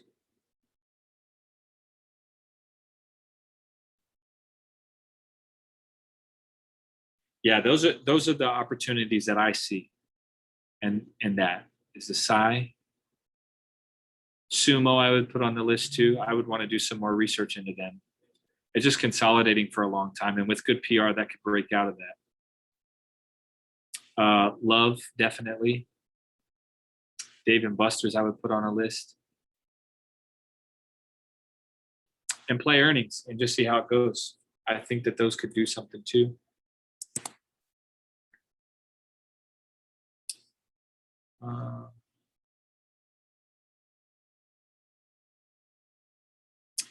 Yeah, here, does it make sense to take some profits tomorrow before next week? Look, y'all, if y'all are in plays, swing trades, if you are in option contracts, I'm telling you, take some profits, because when quad witching happens, man, it tanks the whole market. It's like everything is going to sell.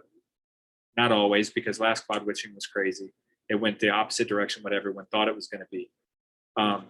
But I would secure some profits for yourself, right? Because then it puts you in a cash position. It gives you some more cash that you can roll into some other plays to catch these sell-offs when they happen, right? You can catch them on the dips and you can go in, or look, you can take some profits from your play.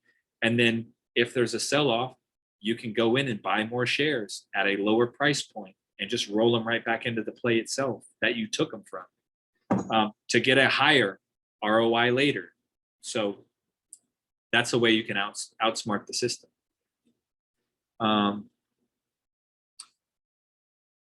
Yeah. And you know, the thing was too, Key had put out an options of just like trimming positions. Play light into tomorrow, going into next week. You don't want to be heavy on anything. You want to be light on things, because look, it can go either way. Nobody really knows.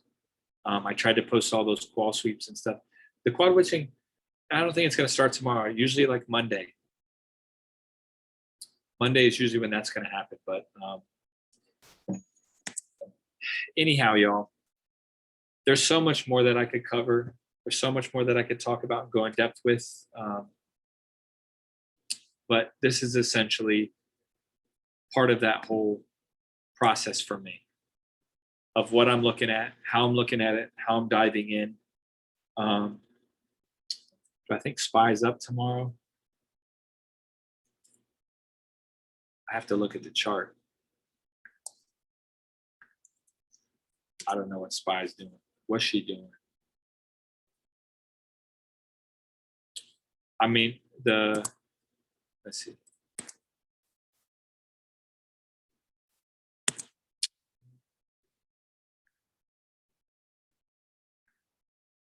I want to share my screen with you guys, sorry. I was trying to look at SPY real quick. Yeah, even for SPY tomorrow, I mean, I think SPY probably starts bearish tomorrow. At least to 448, maybe drop a little bit.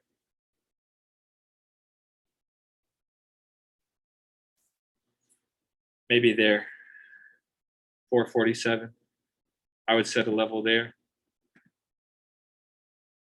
If it falls below that,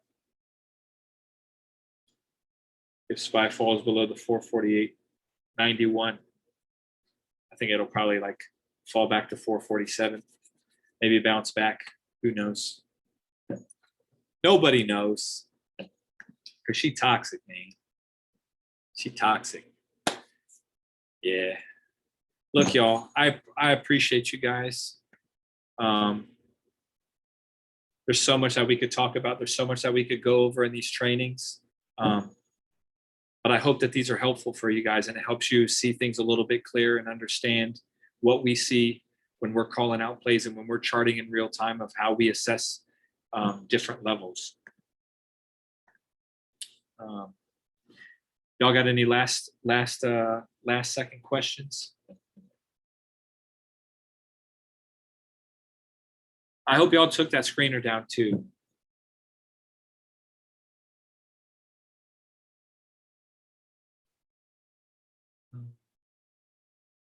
All right, y'all. Be well. Put those plays on your list for tomorrow that I gave you. We all found them together. I think that they're going to be plays tomorrow. Maybe they won't all hit, but I think that there's possibility. Yeah. Look, let's go get this money, son. Be cool, y'all. It's going to be a good day tomorrow. Manifest it for yourself. Look, y'all want these big days tomorrow. You're playing options, man. Nothing less than a 5K day. Nothing less. Nothing less. A 5K gain. Not a loss. A 5K gain for yourself. Manifest it for yourself. Raise your vibrations. Walk intentionally in your purpose. Get clear about what you're trying to do in the Wealth Squad. Get clear about your due diligence, about what you're trying to find, right? And let's make this money together. We're gonna make this money, man. Changing some lives. So anyhow, y'all, hit me up on social media. Look, follow your admins on social media. Follow us. We drop plays there from time to time. You know, make sure you're all following us. All right. We only have one account. We only have one account. If you get any messages from any of us about anything, DMs about scamming, money, whatever, hey, how's your trades going? And I'm telling y'all, it ain't us. I got one account. That's it. My social, man. They're in I'm gonna drop it for y'all in the chats, right? That's the IG. Twitter, you guys already saw it. If you guys follow me, man, you guys follow me on Twitter, I'll and tweet. I'll drop some accounts that y'all can follow. Investing wise, that's Twitter. Let's go get this money, y'all. Which Twitter accounts do you follow for plays? There's quite a few people that drop plays or they drop watch lists, but they'll do it after they're already in it, or they'll do it after it's already run up. So it's you really got to dig for it sometimes. But I'll if you guys hit me up on Twitter, whether you DM me or you tweet at me, I'll drop some good accounts to follow from time to time. I'll be dropping gems on Twitter. So anyhow, follow all your admins, man. All of our handles are in announcements and provider resources, I believe. Make sure that you link up with us. Cool. Y'all cool, man. I appreciate the money bags. I'm gonna show y'all some money bags tomorrow. I think there's money bags with Love. I think there's money bags with Tiger, and there's possibly some with Sai, the things that we put on the list, and SPRT. SPRT has a big day tomorrow. So we'll see what happens. We'll see what happens, y'all. Let's go get this money. Y'all be well. Have a good night. And see you in the Discord tomorrow.